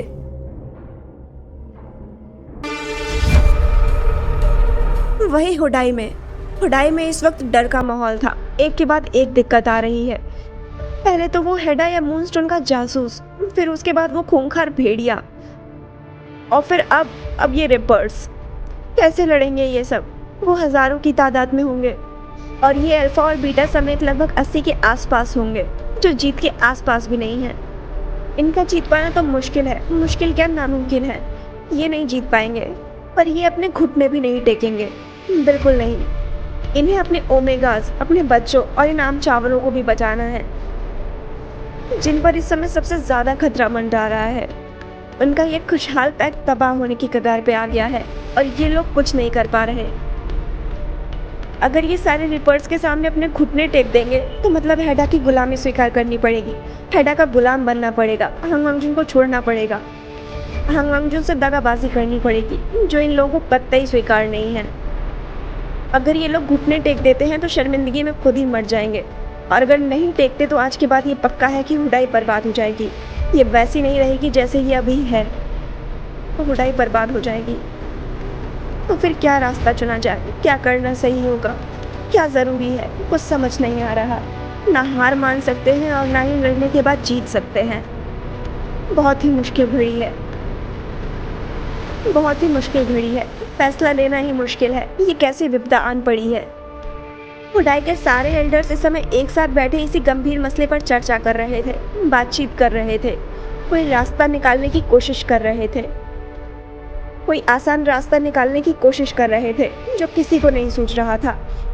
कि तभी वहीं पर बैठा एक बीटा बोलता है, ये सब उस जासूस की वजह से हुआ है, ये सब सिर्फ उस जासूस की वजह से हुआ है। अगर वो यहाँ नहीं आया होता तो शायद हम सब बच गए होते। हो ना हो, हुडाई और सेलेस्टियल की खबर उसी ने हेडा के महल तक पहुंचाई होगी। तभी ये सब कुछ हो रहा है, कसम से। तभी ये सब हो रहा है, कसम से। बस एक बार हम मून गॉडेस और राजा हांगवांगजुन के पास से बच जाएं, तो मैं सच कह रहा हूँ, उस जासूस को छोड़ूंगा नहीं। वो जासूस चावल मेरे ही हाथों मरेगा। मैं उसको जिंदा जला दूंगा, गाड़ दूंगा यही ज़मीनों से। हाँ, बिल्कुल सही कह रहे हो बीटा रॉ, हम भी उसे नहीं छोड़ेंगे। पर अभी सबसे पहले हमें अपने ओमेगास को उन रिपर्स से बचाना होगा, नहीं तो हम हार जाएंगे। हमारी हार निश्चित है। हाँ अल्फा, हमें अपने ओमेगास को बचाना होगा, पर कैसे? हम उन्हें कैसे बचा सकते हैं? हमें रिपर्स को हुडाई में अंदर आने से रोकना होगा। अगर वो अंदर आए तो हुडाई के आम चावल, ओमेगास और बच्चे खतरे में हैं। उन पे खतरा बढ़ जाएगा, सब पर खतरा बढ़ जाएगा। हाँ, आप बिल्कुल सही कह रहे हैं अल्फा। हम अपने वोल्स हुडाई की सीमा पर ही तैनात कर देते हैं। वो उन रिपर्स को वहीं पर रुकने की कोशिश करेंगे। ठीक है, मैं चलता हूँ। इतना बोल के बीटारोंग वहां से जाने लगते हैं। हाँ बीटारोंग, आप जल्दी ही ये कीजिए। उम्मीद है कि राजा हांग मंगजून फिर से कोई करिश्मा दिखाएं और हमें इस विपदा से बाहर निकालें। एक वही है जो हमें इनसे बचा सकते हैं। आप जल्दी जाइए। इतना बोल के बीटारोंग वहां से चले जाते हैं। वहीं पीछे हेड अल्फा हुडाई के हीलर जो कि ईबो के अंकल थे उनसे पूछते हैं, वैसे हीलर जेम्स, ईबो कहाँ है? बहुत दिन से वो कहीं नजर नहीं आया। जिस पे हीलर जेम्स झूठ बोलते हैं। ईबो को कुछ जादुई बूटियां लाने के लिए बाहर भेजा है, वो आ जाएगा। ठीक है हीलर जेम्स, उम्मीद है कि वो जल्दी आ जाए। हमें एक ट्रू ब्लड अल्फा की जरूरत पड़ेगी उनसे लड़ने के लिए। अल्फा हेड उम्मीद करते हुए बोलता है और फिर सब मिलकर रिपर से लड़ने के रास्ते ढूंढने लगते हैं। वहीं शुआन भी इस वक्त हुडाई के एक छोटे से सराय में बैठा परेशान हो रहा था। वो ये सोच रहा था कि आने वाली मुसीबत के बारे में ईबो को बताए या ना बताए। अगर बता दिया तो वो कैसे आएगा? वो खरगोश दांत वाला प्राणी अकेला नहीं पड़ जाएगा? पर फिर भी बताना तो पड़ेगा ही ना, नहीं तो अगर बाद में पता चला तो और बुरा लगेगा उसे। इसीलिए रिपर से लड़ने के लिए हेड अल्फा ने हुडाई की सीमा पर 4 अल्फा तैनात कर दिए थे जो कि टुकड़ियों में अपने झुंड का नेतृत्व करेंगे, जिसमें एक अल्फा, 10 बीटा और 20 आर्म वुल्फ एक साथ सामने सीमा पे रहेंगे। और उसी तरह एक टुकड़ी सीमा के अंदर की ओर, जिसमें एक अल्फा, 5 बीटा और 10 आर्म वुल्फ है। वो लोग भी हुडाई की सीमा के अंदर रिपर्स को प्रवेश करने से रोकेंगे। और फिर उसी तरह से 2 अल्फा, जिनमें से एक शुआन भी था, वो 10 टुकड़ी बीटास की और 20 आर्म वुल्फ्स की ओमेगा और बच्चों को बचाने के लिए लगा दी गई थी, जो कि उनकी रक्षा कर सके। वही हेड अल्फा भी सीमा के अंदर 5 बीटास के साथ रिपर्स को रोकने के लिए खड़े हो गए थे। खैर, वहीं दूसरी तरफ इक्लिप्स केव में रात हो गई थी। जान इस वक्त केव में था और ईबो भी वहीं उसके पास में लकड़ियां काट के लाया था और अब इस समय आग जलाने में जुटा हुआ था। दोनों मिलकर आग जलाते हैं और फिर बाजार से जो डिमसम लेके आए थे वो खाने के लिए निकालते हैं। वहीं ईबो खाने के लिए डिमसम का एक निवाला उठाता ही है कि तभी उसके कान में एक आवाज़ आती है जो कि किसी और की नहीं, खुद शुआन की थी। शुआन उससे माइंड लिंक के जरिए कुछ बताने की कोशिश कर रहा था। ईबो, ईबो, ईबो, क्या तुम सुन रहे हो? ईबो, हमारा हुडाई खतरे में है। हेडा के रिपर्स आ रहे हैं। यहाँ सब परेशान हैं। अगर हो सके तो तुम आ जाना, तुम्हारी जरूरत है। और उस खरगोश दांत वाले प्राणी को लेकर मत आना। यहाँ पर सब अभी उसी को ढूंढ रहा है।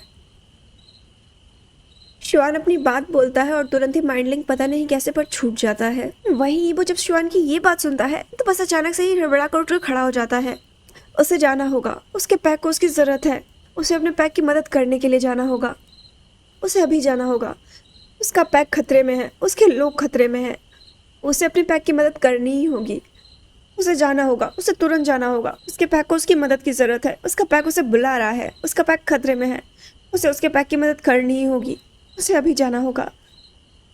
ईबो बाहर जाने ही लगता है कि जान जो ईबो को इस तरह से चिंता और हड़बड़ाहट में बाहर जाते हुए देख रहा था, वो खुद भी उठकर खड़ा हो जाता है और तुरंत ही पीछे से उसका हाथ पकड़ते हुए उसे रोकते हुए पूछता है, क्या हुआ ईबो? तुम अचानक से खड़े क्यों हो गए और कहाँ जा रहे हो? सब ठीक तो है ना? जिस पर ईबो वैसे ही हड़बड़ाहट के साथ बोलता है, मुझे जाना होगा जान, मेरा पैक खतरे में है। मुझे अभी निकलना होगा, मुझे जाना होगा। हाँ, पैक खतरे में है मतलब? जिस पर ईबो जान को उसकी बात का मतलब बताते हुए बोलता है, जान शुआन ने माइंड लिंक के जरिए मुझे खबर दी है कि हमारा पैक खतरे में है। हुडाई खतरे में है। रिपर्स किसी भी समय हुडाई पर आक्रमण कर सकते हैं, इसीलिए मुझे अभी निकलना होगा। मुझे जाना होगा जान। ओह, तो ठीक है, मैं भी चलता हूँ तुम्हारे साथ। चलो। नहीं जान, तुम नहीं जा सकते वहाँ पे। मतलब? जिस पर ईबो जान को रोकते हुए बोलता है, नहीं जान, तुम वहाँ नहीं जा सकते अभी। तुम हमारी तरह वुल्फ नहीं हो और साथ ही वहाँ के लोग तुम्हें अभी भी ढूंढ रहे हैं, तो बेहतर होगा कि तुम यहीं पे रहो। मैं ही जाता हूँ। पर ईबो, मुझे जान जाने के लिए बोलने की कोशिश करता है, पर ईबो जान की बात बीच में ही काटते हुए बोलता है, नहीं जान, तुम वहां नहीं जाओगे। मैंने मना किया ना, एक बार बोल दिया सो बोल दिया, और ये तुम्हारे ही भले के लिए है, तो तुम यही रहोगे, समझे? हम लोग रिपर्स से लड़ने जा रहे हैं। वहां खतरनाक रिपर्स का हमला होगा, और अगर तुम्हें पा गए तो वो लोग तुम्हारी हड्डियां तक नहीं छोड़ेंगे, वो तक चबा जाएंगे। इसीलिए बेहतर होगा कि तुम यही रहो, समझे? और यहाँ से हिलने की कोशिश भी मत करना। ईबो जान को स्ट्रिक्टली मना करते हुए बोलता है, जिस पे जान इस बार उदासी में हामी भरते हुए बोलता है, ठीक है, अब तुम मना कर रहे हो तो मैं नहीं जाऊंगा, पर प्लीज तुम सेफ रहना और जल्दी वापस आ जाना।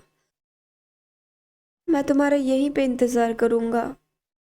जान ईबो के हाथ पे हाथ रखकर उसे सिंसियरली बोलता है, जो ईबो के दिल में एक अलग सा ही एहसास जगा जाती है, क्योंकि पहली बार उसे उसके अंकल और शुआन के अलावा किसी और ने इस तरह से देखा है, किसी और ने ऐसे बोला है, वो भी किसी और ने नहीं, खुद जान ने। तो इसीलिए बस उसे थोड़ा अच्छा सा लगता है, बस, और कुछ नहीं, और ज़्यादा कुछ अलग नहीं। बस दिल में एक अपनेपन का एहसास सा महसूस होता है, और कुछ नहीं। ईबो जान के हाथ पे अपना दूसरा हाथ रख देता है और फिर मुस्कुराते हुए कहता है, तुम मेरी चिंता मत करो जान, मैं ठीक रहूंगा। बस तुम अपना ख्याल रखना और इस गुफा से बाहर मत निकलना, समझे? बिल्कुल बाहर निकलने की इजाजत नहीं है तुम्हें।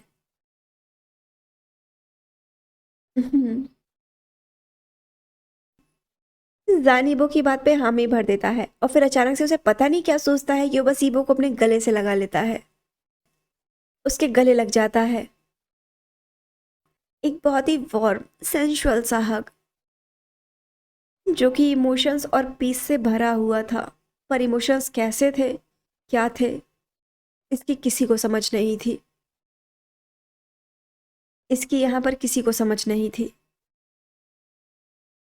खैर, इस हक की वजह से ईबो के दिल में जिसकी वजह से ईबो के दिल में जो हड़बड़ाहट थी अभी तक, वो जगह अब वहां पर सुकून ने ले ली थी, एक बहुत ही प्यारा एहसास दे गई थी। उसके चेहरे पर भी बहुत ही प्यारी सी मासूम सी मुस्कुराहट आ जाती है। वो भी जान को बहुत ही प्यार से बस अपने गले से लगा लेता है, और बस वैसे ही गले लगाए हुए बोलता है, जान, अब मुझे जाना होगा, ख्याल रखना तुम अपना। जिस पर जान अब ईबो की बाहों से बाहर आते हुए बोलता है, ठीक है, जाओ, पर जल्दी आना। इसके बाद ईबो जान को सुरक्षित करता है और पूरी तरह से संतुष्ट होने के बाद अपने पैक के पास चला जाता है उनकी मदद करने। वहीं हुडाई में आधी रात हो गई थी। ओमेगाज ने अपने बच्चों को सुला दिया था, और वो बच्चे भी सुकून से सो गए थे, बिना किसी डर के, क्योंकि शायद उनको पता है कि उनके बाबा उन्हें कुछ नहीं होने देंगे, उन्हें बचा लेंगे। उनके चेहरे पे कोई परेशानी, कोई चिंता, कोई शिकन नहीं थी, कोई डर के भाव नहीं थे। देखा जाए तो कुछ बच्चों को तो ये भी नहीं पता था कि कुछ होने वाला है, या फिर अगर कुछ होने वाला है तो क्या होने वाला है। ज्यादातर ये मासूम बच्चे आने वाली कहर की पहचान से कोसों दूर थे। वहीं सारे आम चावार और ओमेगाज अपनी अपनी झोपड़ी में बैठे हुए आने वाले तूफान से बचने के लिए ऊपर वाले से प्रार्थना कर रहे थे। ये दुआ कर रहे थे कि कोई चमत्कार हो जाए, कोई चमत्कार हो जाए और ये रिपर्स हुडाई से दूर हो जाए, सब मारे जाए या फिर सब भाग जाए, सब अपना रास्ता भटक जाए। बस इनका हुडाई, इनका गांव सुरक्षित बच जाए, इनका परिवार सुरक्षित बच जाए, बस। पर अल्फाज जिनकी फितरत और फर्ज दोनों ही लड़ना है, उन्हें लड़ना ही पड़ेगा। पर वही अल्फाज जिनकी फितरत और फर्ज दोनों ही लड़ना है, वो सब लड़ने के लिए पूरी तरह से तैयार हैं, क्योंकि ये लोग कमज़ोर नहीं है और राजा हमांशु के प्रति वफादार हैं, तो ये लोग घुटने तो नहीं टेकेंगे। इसलिए घुटने टेकना तो कोई समाधान नहीं है, ये बिल्कुल ऑप्शन नहीं है, तो ये लोग घुटने तो नहीं टेकेंगे। इसीलिए ये लोग हुडाई की सीमा पर हुडाई की सुरक्षा करने में लग गए हैं, और जरा भी कोई हरकत हुई या दूर से ही रिपर्स के आने की जरा सी भी आहट हुई, जरा सी भी उनकी गंध ही आई, तो ये लोग बिना कुछ सोचे तुरंत ही बस उनका हमला बोल देंगे। खैर, रिपर्स इस वक्त सेलेस्टियल बाजार को बर्बाद कर रहे हैं। यहाँ की छोटी से छोटी दुकानें, यहाँ की छोटी से छोटी दुकानें जो लकड़ियों से बनी हुई हैं वो सब तोड़ डाल रहे हैं।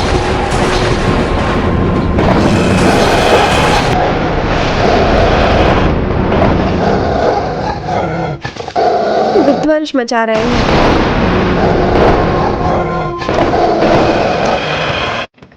वो जनसंख्या जो सेलेस्टियल में रहती थी उनमें से आधे से ज्यादा को तो घायल कर दिया है और बहुत लोगों को तो मार ही डाला है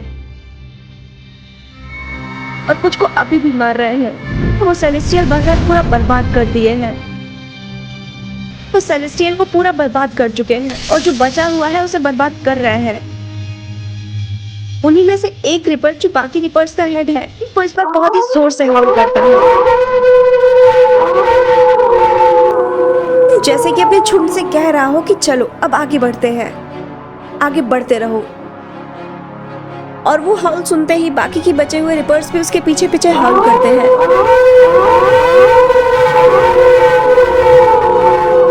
जैसे कि वो भी अपने हेड की बात पर हामी भर रहे हो, जैसे कि वो भी अपने हेड की बात पर हामी भर रहे हो, अपना समर्थन दे रहे हो कि हाँ चलो आगे बढ़ते हैं। वहीं एक बार फिर से उन रिपर्स का हेड एक बार जोर से हाउल करता है, जैसे कि अब इस बार वो आगे आने वाले गांव को चुनौती दे रहा हो कि बच सको तो बचा लो अपने आप को, भाग जाओ अभी भी मौका है, कि बच सको तो बचा लो अपने आप को, अभी भी मौका है, भाग जाओ या घुटने टेक दो, नहीं तो लड़ने के लिए तैयार रहो, मरने के लिए तैयार रहो, हम आ रहे हैं। ये हाउल करते ही सारे रिपर्स हुडाई पर आक्रमण करने के लिए ये हाउल करते के साथ ही सारे रिपर्स हुडाई पर आक्रमण करने के लिए तैयार हो गए थे हुडाई की तरफ, और इसी तरह वो हुडाई की तरफ आगे बढ़ जाते हैं। रिपर्स सारे पैक को तबाह करके अब और भी ज्यादा शक्तिशाली हो गए हैं। उन्होंने बहुत ज्यादा पावर गेन कर ली है, इतना कि वो किसी को भी खुलेआम चुनौती दे सकते हैं, खुद ट्रू ब्लड अल्फा को भी, और इन्हें अब इतनी आसानी से कोई भी नहीं हरा सकता। इतने शक्तिशाली हो गए थे ये सारे अल्फाज और ओमेगास की ताकत सोख के अब इतने ताकतवर हो गए हैं, खुद को इतना ताकतवर बना लिया है कि अब अगर कोई चाहे भी इनसे लड़ना तो लड़ नहीं सकता, और अगर लड़ेगा तो हार ही जाएगा, ये निश्चित है, जीतना तो इम्पॉसिबल है।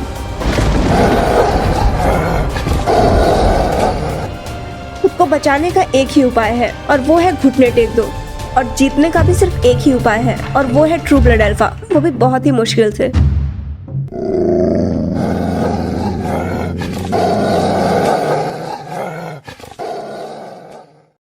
जो कि ईबो है, पर इस वक्त वो यहाँ मौजूद ही नहीं है और कब तक पहुंचेगा उसकी भी कोई खबर नहीं है, कुछ नहीं पता। ईबो के पहुंचने से पहले ही हुडाई की सीमा पर रिपर्स पहुंच जाते हैं। वो यहाँ सीमा पर पहुंचते ही हाउल करते हैं और चुनौती देते हैं। वहीं हुडाई की सीमा पर खड़े झुंड का नेतृत्व कर रहे अल्फा भी उनकी चुनौती स्वीकार करते हैं, और जवाब में वो भी उन्हें उल्टा चुनौती देते हुए हाउल करते हैं।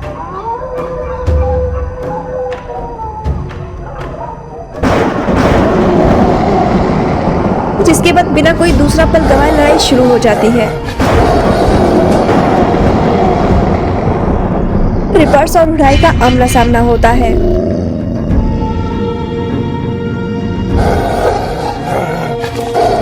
हुडाई के आम वुल्फ से लेकर चुनिंदा अल्फा वुल्फ तक सबके सब रिपर्स से लड़ रहे थे, उनसे भिड़ रहे थे, उनकी चुनौती स्वीकार कर रहे थे।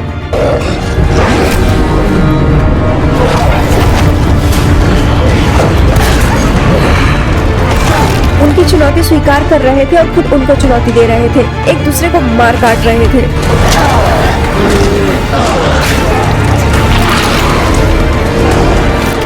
एक दूसरे को मार रहे थे, काट रहे थे, मार काट मच गई थी वहां पर।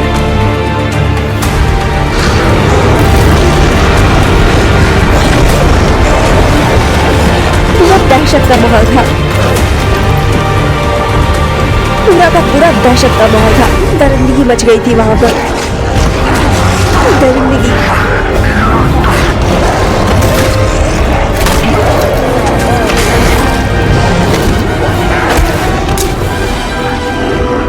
दरिंदगी, वहशीपना, निर्दयता, क्रूरता, क्रूरता सबका जीता जागता नमूना दिख रहा था वहां सामने। दरिंदगी, वहशीपना और निर्दयता का साफ साफ जीता जागता माहौल दिख रहा था वहां पर। वहीं वो सारे अल्फाज और रिपर्स के सामने बिल्कुल भी कमजोर नहीं साबित होना चाह रहे थे और ना ही वो हो रहे थे।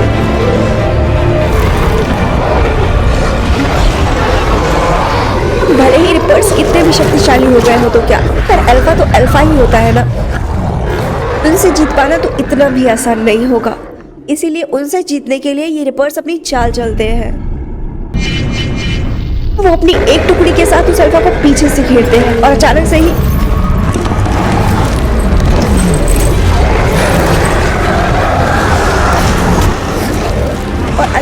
उस अल्फा की गर्दन पर हमला कर देते हैं।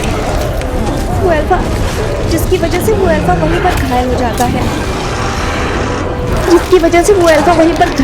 है, पर वो फिर भी हार नहीं मानता। और फिर और दो रिपर्स आगे आकर उस अल्फा के दोनों पैरों को घायल कर देते हैं, जिसकी वजह से वो वहीं घुटने टेक देता है, वहीं गिर पड़ता है। और वहीं उनके इस अल्फा वुल्फ को घायल देखकर बीटा और आम वुल्फ की हिम्मत भी डगमगा जाती है और ये रिपर्स इसी बात का फायदा उठाते हैं। मौका पाते ही ये उन पर भी हावी हो जाते हैं और उनसे लड़कर उन्हें भी घायल कर देते हैं, कुछ को तो मार ही डालते हैं। जिसके बाद रिपर्स को खुला मौका मिल जाता है तो वो सीधा हुडाई के अंदर चले जाते हैं और वहाँ की हर चीज़ बर्बाद करने लगते हैं।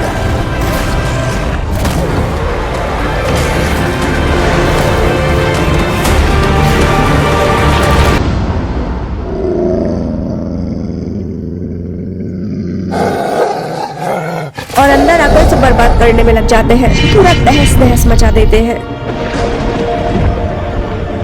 विध्वंस मचा देते हैं। ये मंजर बहुत खौफनाक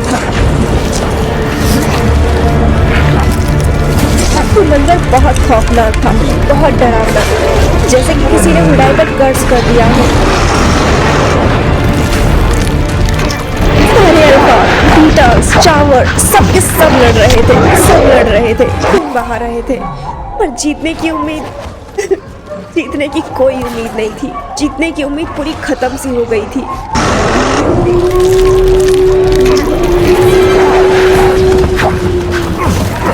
ऐसा लग रहा था जैसे हुडाई का सूरज अब कभी नहीं निकलेगा, कभी उदय नहीं होगा।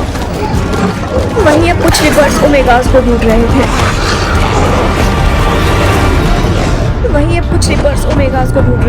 उनकी गन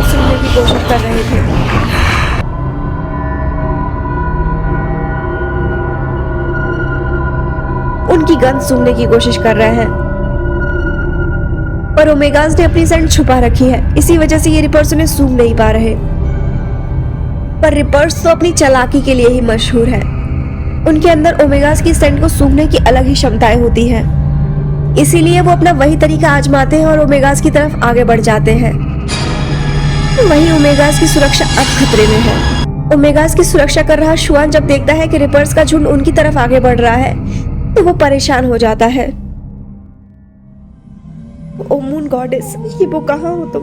जल्दी आओ हीबो, उम्मीद तुम्हीं से है दोस्त, आ जाओ।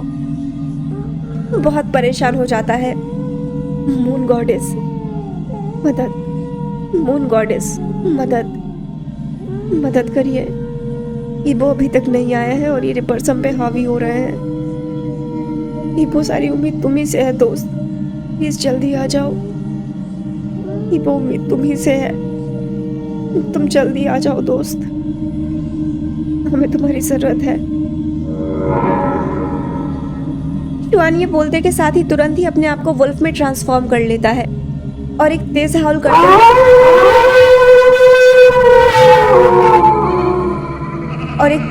करते हुए सबको सावधान करता है, जिसे सुनकर वहां मौजूद सारे वेयरवुल्व्स लड़ने के लिए तैयार हो जाते हैं। वहीं ओमेगास भी अपने बच्चों को सुरक्षित करने के बाद खुद भी अलर्ट हो जाते हैं और सब एक साथ आकर रिपर्स का सामना करने के लिए खड़े हो जाते हैं, उस उम्मीद से कि कोई चमत्कार तो जरूर होगा, कोई ना कोई हम सबको इस भयानक तबाही से बचाने जरूर आएगा। और वहीं रिपर्स भी ओमेगा की साइड सूंघते सूंघते उनके पास तक पहुंच ही जाते हैं और उन पर हमला करने ही वाले होते हैं कि तभी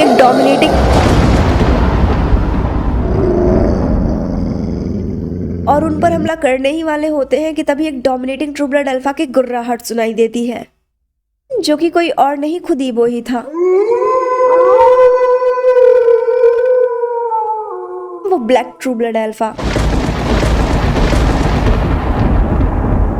वो हुडाई पहुंचता ही है कि तभी वो देखता है कि उसके पहुंचने से पहले ही रिपर्स ने यहाँ हमला कर दिया है और आधे से ज्यादा हुडाई को बर्बाद भी कर दिया है। और ये मंजर देखते ही उसका तो खून खौल जाता है, उसकी आंखों में खून उतर जाता है और तुरंत ही उसका अल्फा उस पर डोमिनेट कर जाता है, जिसके बाद वो अपनी डोमिनेटिंग सी आवाज में बहुत ही जोर से ग्रॉल करता है। तो ग्रॉलिंग इतनी तेज थी, इतनी डोमिनेटिंग थी कि कोई भी बिना कुछ कहे बस उसके सामने सीधा अपने घुटनों पर आ जाए, सीधा अपने घुटने टेक दे। और ये कहना बिल्कुल गलत नहीं होगा कि रिपर्स भी कुछ देर पहले इस गुर्राहट से दहल गए थे। पर रिपर्स तो रिपर्स ही होते हैं, उन्हें हर चीज बर्बाद करनी है तो करनी है, तहस नहस मचाना है तो मचाना है। और ऊपर से उनको आदेश भी यही मिला है कि सब कुछ बर्बाद कर दो, तो फिर वो पीछे कैसे हट सकते हैं। उन्हें तो वो करना ही है, चाहे सामने कोई भी खड़ा हो, किसी से भी उनका सामना हो। वो बिना डरे और बिना हार माने सबका सामना करेंगे। इसीलिए रिपर्स का हेड भी इस ग्रॉल का जवाब ग्रॉल से ही देता है, जैसे कि वो उसको मॉक कर रहा हो। ओह, ट्रू ब्लड अल्फा। हाँ ट्रू ब्लड अल्फा हो या फॉल्स ब्लड अल्फा, हमें कोई फर्क नहीं पड़ता। हिम्मत है तो बचा लो अपने पैक को, नहीं तो हमारे सामने घुटने टेक दो। पर उनका जवाब वो ट्रू ब्लड अल्फा उनको चुनौती देते हुए देता है और ये ब्लैक ट्रू ब्लड अल्फा अपनी खूंखारी ऑरा के साथ उन रिपर्स की तरफ तेजी से आगे बढ़ जाता है।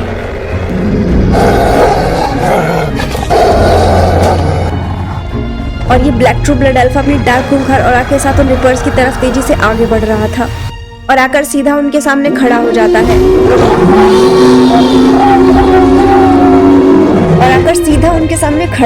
है और अपनी खतरनाक सुनहरी आंखों से उनको घूरता है, जैसे कि वो उनसे कह रहा हो कि दूर रहो मेरे पैक से,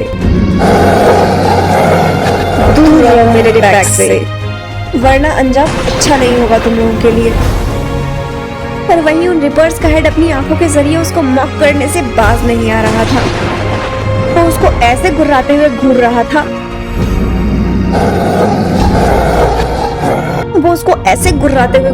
था, कि जैसे वो उसको कह रहा हो, ओ तो तुम बचाओगे अपने इस पैक को हमसे, चलो ये भी आजमा कर देख लो तुम। और इतना मॉक करते ही रिपर्स का हेड ईबो के अल्फा पर हमला बोल देता है।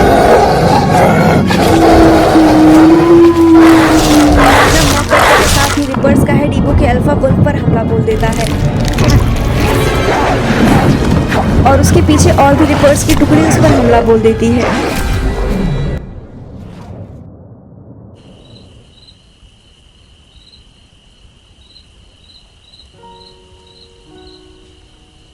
वहीं दूसरी तरफ इक्लिप्स केव में वैन इस वक्त गुफे में आंख बंद करके लेट गया था और सोने की कोशिश कर रहा था। पर प्रॉब्लम ये है कि वो सोए कैसे।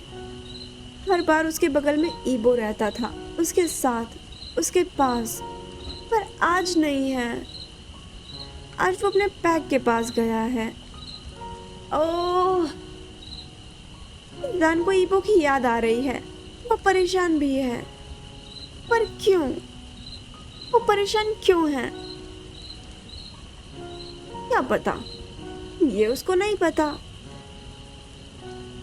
शायद वो उसका दोस्त है इसलिए, शायद यहाँ पर वही उसका एक इकलौता दोस्त है इसीलिए। वो बस यही प्रार्थना कर रहा है कि वो बस ठीक हो और उसके साथ साथ उसके पैक वाले भी, उसके गांव वाले, हुडाईवासी, बस सबके सब ठीक हो और ईबो जल्दी से उसके पास वापस आ जाए। बस बस बस बस और कुछ नहीं। ईबो जल्दी आओ, जल्दी आओ।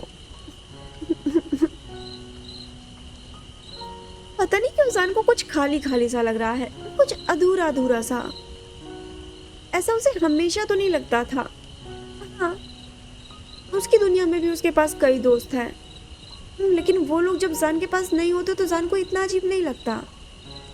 पर फिर आज क्यों लग रहा है? अजीब सा ही लग रहा है, बहुत अजीब सा। दिल में वो सुकून नहीं है जो होना चाहिए, जो उसे तब होता है जब वो ईबो के साथ होता है, जो उसे हर वक्त होता है। पर अब इस समय तो उसका मन ही नहीं लग रहा है। शायद वो अकेला है अभी इस वजह से, पता नहीं। पर बस वो बोर हो रहा है। वो वहीं पड़े पड़े, वहीं लेटे हुए, अपनी आंखें बंद किए हुए पुराने पलों में खो जाता है, पुराने पल याद करने लगता है जो उसने ईबो के साथ गुजारे, जो उसने यहाँ पे इस नई दुनिया में गुजारे। काश वो ईबो के साथ हमेशा रह पाता, काश वो भी ईबो की तरह होता,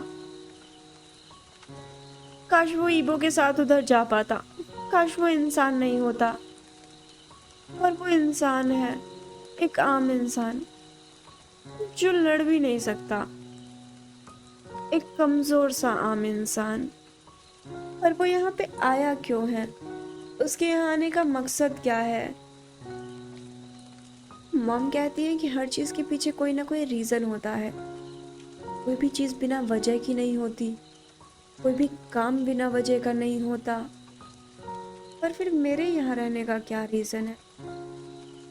मैं तो यहाँ पे लड़ भी नहीं सकता, एक कमजोर सा आम इंसान हूँ। मैं वापस क्यों नहीं जा पा रहा हूँ?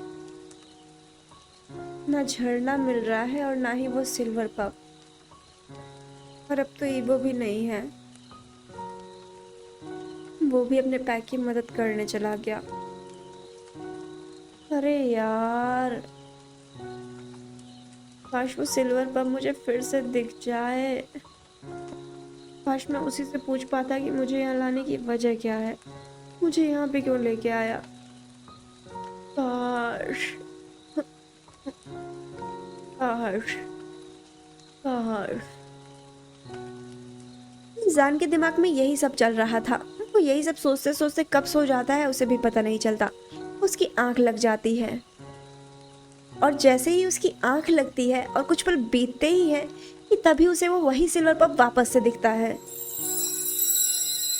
वही मासूम सी ऑलिव ग्रीन आईज, वही मासूम सी ऑलिव ग्रीन आईज, वही सॉफ्ट से सिल्वर से वाइट फर, वही प्यारी सी मन को मोहने वाली छवि, उस पप की छवि, वही वो प्यारी सी मन को मोह लेने वाली मासूम पप की वो मासूम सी मुस्कुराहट। जान एक बार फिर से उस मुस्कुराहट में डूब गया था, और उसको देखते ही जान के चेहरे पर भी वही मुस्कुराहट आ गई थी, वही सॉफ्ट सी प्यारी सी। वही वो पप बस उसकी तरफ देख रहा था, अपनी आंखों में जान को डुबा दिया था, बिल्कुल पहले की तरह। वही वो सिल्वर पप बस एक टक उसी की तरफ देख रहा था। उसने अपनी उन मासूम आंखों में जान को पूरी तरह से डुबा दिया था कि तभी जान के देखते ही देखते वो पप बिल्कुल ईबो में ट्रांसफर हो जाता है, और जान देखता है कि ईबो को कुछ खूंखार दरिंदे मार रहे हैं, और ईबो पूरा सर से लेकर पैर तक घायल है, पूरा खून में डूबा हुआ है। सर से भी खून आ रहा है उसके, सर से खून आ रहा है उसके, मुंह से भी खून आ रहा है। वो पूरा कमजोर हो गया है। वहीं कुछ खूंखार भेड़िए उसको घेरे हुए उस पर हमला किए जा रहे हैं, और ईबो भी उनसे बिना हार माने लड़े जा रहा है। वहीं जान अपनी बंद आंखों से ये सब देख तो रहा था, पर ऊपर ऊपर वो भी पसीने से लथपथ हो गया था। उसके दिल में जो अभी तक पप को देखने का सुकून था, अब वो डर में तब्दील हो गया था। अपने शरीर में उसे ऐसा कुछ महसूस हो रहा था कि जैसे कोई उसको काट रहा हो, उस पे पंजे मार रहा हो। वो अपनी आंखों को खोलने की कोशिश करता है, पर पता नहीं कौन सी ताकत थी जो उसकी आंखों को खुलने नहीं दे रही थी। उसके शरीर का वो दर्द बढ़ता ही जा रहा था, बढ़ता ही जा रहा था, बस बढ़ता ही जा रहा था, और वो खुद को उसमें खोता ही जा रहा था। ऐसा लग रहा था कि जैसे खुद ही, ऐसा लग रहा था जैसे वो खुद भी वहीं बीचों बीच खड़ा है हुडाई के गांव में, और वो सारा मंजर होता हुआ अपनी आंखों के सामने साक्षात देख रहा है। वो देखता है कि पीछे से एक भेड़िया अपनी बहुत ही तेज रफ्तार में आता है, और आते ही सीधा ईबो के गले को अपने मजबूत जबड़ों से पकड़ लेता है, जिससे ईबो वहीं गिर जाता है। और ईबो के गिरते ही जान की आंखें डर में अपने आप ही खुल जाती हैं। वो बस हड़बड़ा के अचानक से उठ के बैठ जाता है। ईबो! और उसी हड़बड़ाहट में अपने हाथ से चेहरे की पसीने की परत को पोंछते के साथ साथ इधर उधर देखने लगता है। तभी वो देखता है कि गुफे के बाहर अंधेरी रात में वही मासूम सिल्वर पप अपनी मासूम सी ऑलिव ग्रीन आईज से बस उसी को देख रहा है। ये सिल्वर पप यहाँ, वो भी अचानक से। क्या ये मुझे झरने तक ले जाएगा? देखता हूँ। जान वहां से उठकर उस सिल्वर पप के पास जाने लगता है। वो गुफे से बाहर निकल जाता है और वहीं वो सिल्वर पप उससे दूर जाने लगता है। और जान वो बस अनकॉन्शियसली उसका पीछा कर रहा था। और फिर उसे कुछ पता नहीं वो कहाँ जा रहा है, क्यों जा रहा है। बस वो सिल्वर पप के पीछे पीछे चलता जा रहा है। और कुछ देर चलने के बाद जान को वो सिल्वर पप एक जानी पहचानी सी जगह पे ले आता है और गायब हो जाता है। और फिर वो खुद जान की ही नजरों के सामने फिर से गायब हो जाता है, जिसको अपनी आंखों के सामने ना पाके जान इधर उधर अपनी नजरें दौड़ाने लगता है। वो इधर उधर हर तरफ देखता है पर वो सिल्वर पप उसे दोबारा कहीं नहीं दिखता। पर उसके उलट उसके कानों में वुल्फ्स के हाउल की आवाज आती है, उनके गुर्राने की आवाज आती है, मरने कटने की आवाज आती है, लड़ने की आवाज आती है, जिससे जान होश में आ जाता है, जिसकी वजह से जान वापस अपने होश में आ जाता है और इधर उधर देखने लगता है। और तब जाकर वो ध्यान देता है कि वो इस समय हुडाई में खड़ा है और इस बार उसके ठीक नजरों के सामने वही ब्लैक अल्फा वुल्फ है, जिसकी आंखें सुनहरी है। वो और पास दूसरे वुल्फ से लड़ रहा है, यानी कि रिपर्स से। और वो रिपर्स उस ब्लैक वुल्फ को घायल कर रहे हैं। वो ब्लैक वुल्फ एक शक्तिशाली अल्फा की तरह, पर वो ब्लैक वुल्फ एक शक्तिशाली योद्धा अल्फा की तरह उनसे लड़ रहा है। ये दृश्य तो बिल्कुल वैसा ही है जैसा मैंने अपने सपने में देखा था, पर इस ब्लैक वुल्फ की जगह पे ईबो था और वो घायल था फिर भी लड़ रहा था। मतलब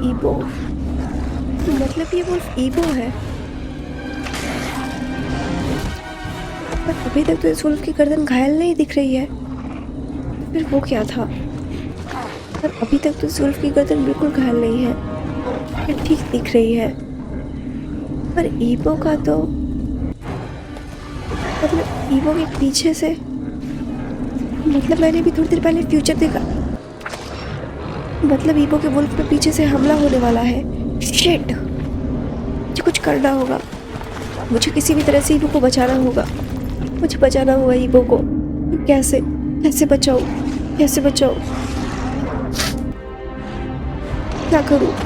ज़ार ये सोचते हुए कुछ उपाय ढूंढ ही रहा होता है कि तभी वो देखता है कि उसका वो सपना सच होने वाला है और वो वुल्फ सच में उस ब्लैक अल्फा वुल्फ पर पीछे से हमला करने वाला है।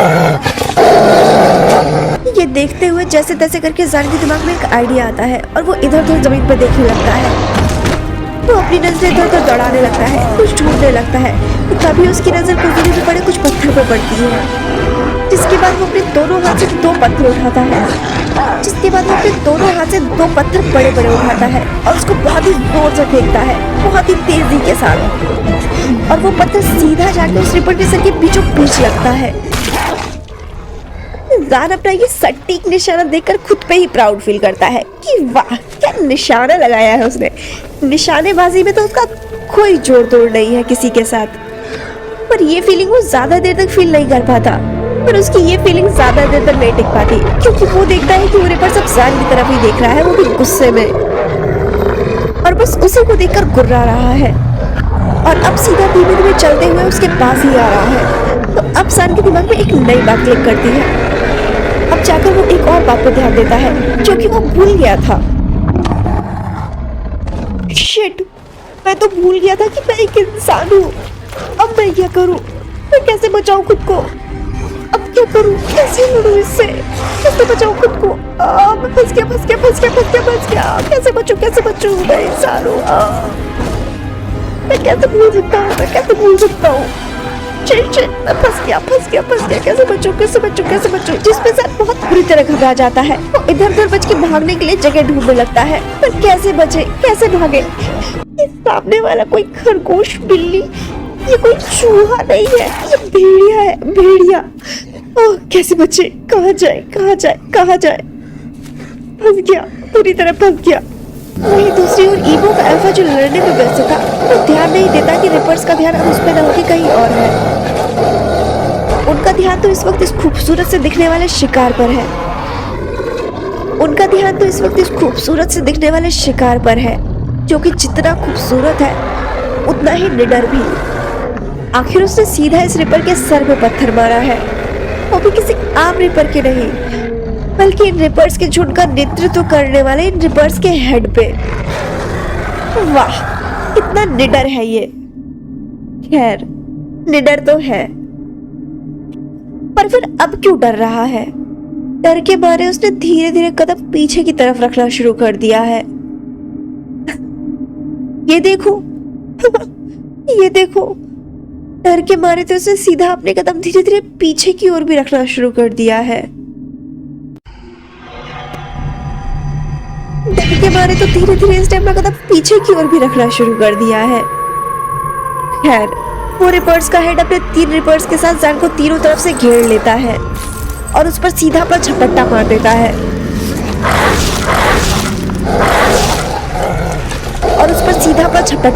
है अपने पंजों से, नाखूनों से, दांतों से उसे घायल कर देता है। वहीं ईवो का अल्फा जब अचानक से खुद में कुछ दर्द सा महसूस करता है, जैसे कि किसी वुल्फ ने उस पर पंजा मारा हो या फिर किसी ने उस पर हमला कर दिया हो, तो वो चिंतित हो जाता है। वो और घबरा जाता है, और ज्यादा घबरा जाता है, और ज्यादा चिंतित हो जाता है कि अचानक से ये कैसा एहसास हुआ। और जब वो और कुछ जानी पहचानी सी सेंट उसके नाक में जाती है, जो कि जान के शरीर से आ रही होती है, तो वो ईवो का अल्फा और भी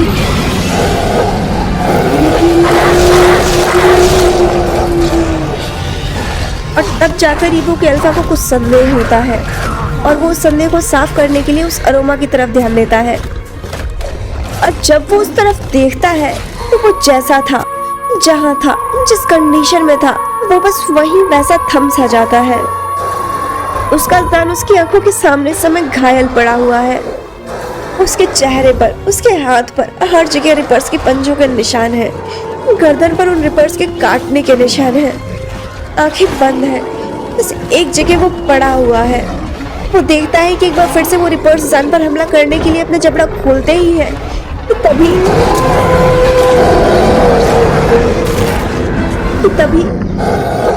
ईवो को और गुस्सा आ जाता है,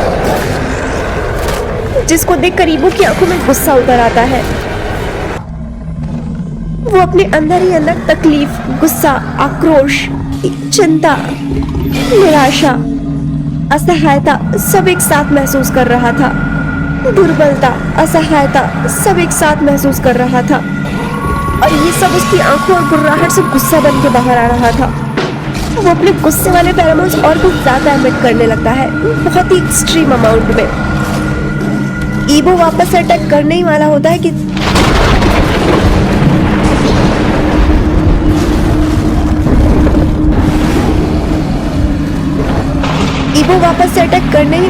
कि तभी पता नहीं कैसे मौसम में अचानक से बदलाव आने लगते हैं। तेज हवाएं चलने लगती है, आंधी चलने लगती है, तूफान आ जाता है, बादल गरजने लगते हैं। पर बारिश ना होकर इस बार कोहरे की एक मोटी धुंध बन जाती है और देखते ही देखते पूरी कोहरे की मोटी धुंध पूरे हुडाई गांव पे छा जाती है। पूरा का पूरा गांव खुद में छुपा लेती है। बिल्कुल ऐसा लग रहा था, इस समय हुडाई को देखकर कुछ ऐसा लग रहा था कि जैसे जंगल ने अपनी पूरी की पूरी धुंध हुडाई गांव को दे दी हो।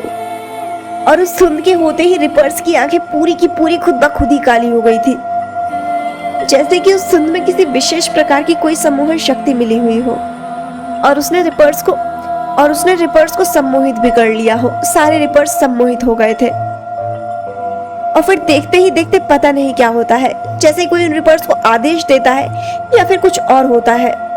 क्या होता है पता नहीं, कुछ समझ नहीं आता। पर वो सारे रिपर्स खुद में ही एक दूसरे से लड़ने लगते हैं, एक दूसरे को मारने लगते हैं, काटने लगते हैं, दबोचने लगते हैं। और ऐसे ही सारे रिपर्स खुद में ही एक दूसरे को बस मार डालते हैं। वो रिपर्स इस समय एक दूसरे से ऐसे लड़ रहे थे, एक दूसरे को निर्दयता से ऐसे मार रहे थे कि जैसे कि उस धुन में किसी ने उन्हें आदेश दिया हो और वो उसे बस पूरा कर रहे हो। और फिर ऐसे ही मारकाट करते करते एक दूसरे को मारते दबोचते सारे रिपर्स एक दूसरे को मार डालते हैं, खा जाते हैं, दबोच लेते हैं, एक दूसरे के चिथड़े तक छिन्न भिन्न कर देते हैं। बहुत ही बुरा मंजर था, बहुत ही बुरा मंजर था इस समय हुडाई का देखने में। पूरा हुडाई इस समय लाल रंग से डूबा हुआ था। पूरे हुडाई की जमीन इस समय लाल रंग से डूबी हुई थी, नहा ली थी वो पूरी खून में। कोई भी जगह, कोई भी कोना ऐसा नहीं बचा था हुडाई गांव का जो सेफ सुरक्षित हो। पूरा हुडाई इस समय तबाह हो गया था, लाल रंग में डूब गया था, खून में नहा लिया था। सारे रिपर्स को एक दूसरे से मरवाने के बाद कुछ देर बाद वो धुंध अपने आप ही छट जाती है, बिल्कुल ऐसे साफ हो जाती है, ऐसे गायब हो जाती है जैसे वो वहां कभी थी ही नहीं। और अब जाकर ये सारा लड़ाई का मंजर शांत हो गया था।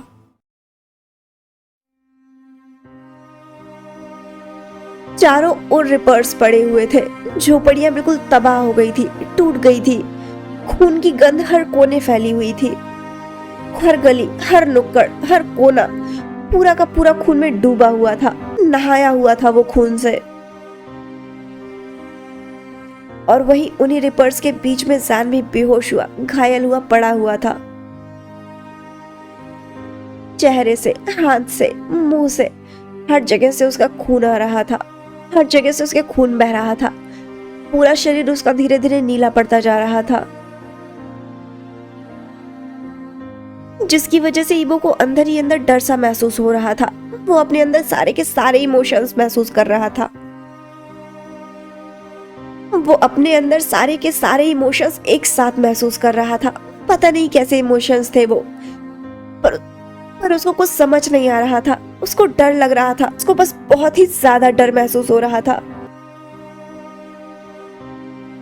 ईबो अपने अल्फा पे टेक ओवर करता है और भाग के ज़ान के पास जाता है और उसके सर को उठाकर अपने लैप पे रखते हुए अपनी दर्द भरी आवाज में उसको उठाने की कोशिश करता है। उसके गालों पे अपने हल्के हाथ से थपकी देते हुए उसको बुलाने की कोशिश करते हुए बोलता है, ज़ान ज़ान, तुम आंखें क्यों नहीं खोल रहे हो? ज़ान उठो, ज़ान ज़ान उठो, ज़ान ज़ान उठो, आंखें खोलो, आंखें खोलो ज़ान, तुम आंखें क्यों नहीं खोल रहे हो? ज़ान उठो ना, अपनी आंखें खोलो, ज़ान ज़ान ज़ान उठो, ज़ान ज़ान उठो, तुम आंखें क्यों नहीं खोल रहे हो? ज़ान उठो ना, ज़ान ज़ान उठो, ज़ान ज़ान उठो।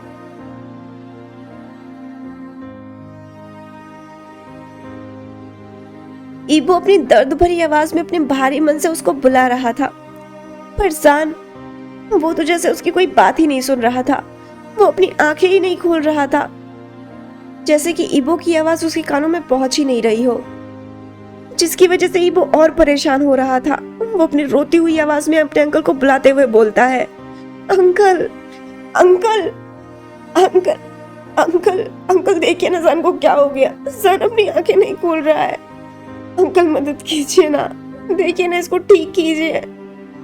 अंकल, ज़ान आंखें खोलो, अंकल देखो नहीं आंखें नहीं खोल रहा है। जिस पर अंकल जेम्स ज़ान को देखते हुए बोलते हैं,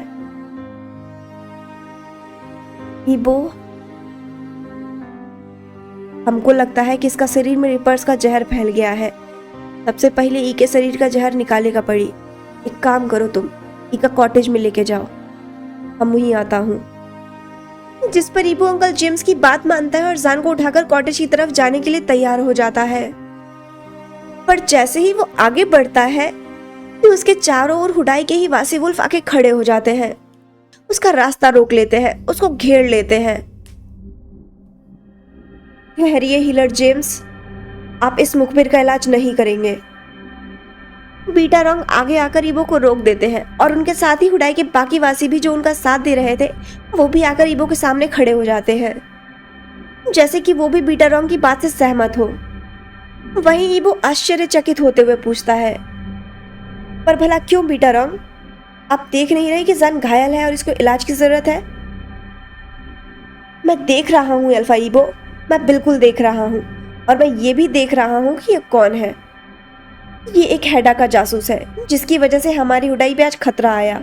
हमारी हुडाई खतरे में पड़ गई है और तुम हमारे अपने होते हुए भी इसकी मदद कर रहे हो, इस जासूस की।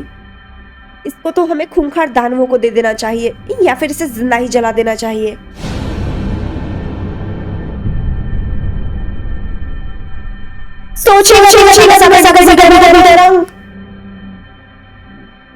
नहीं तो आप दोबारा इस लिस्ट में दिखने लायक भी नहीं रहेंगे।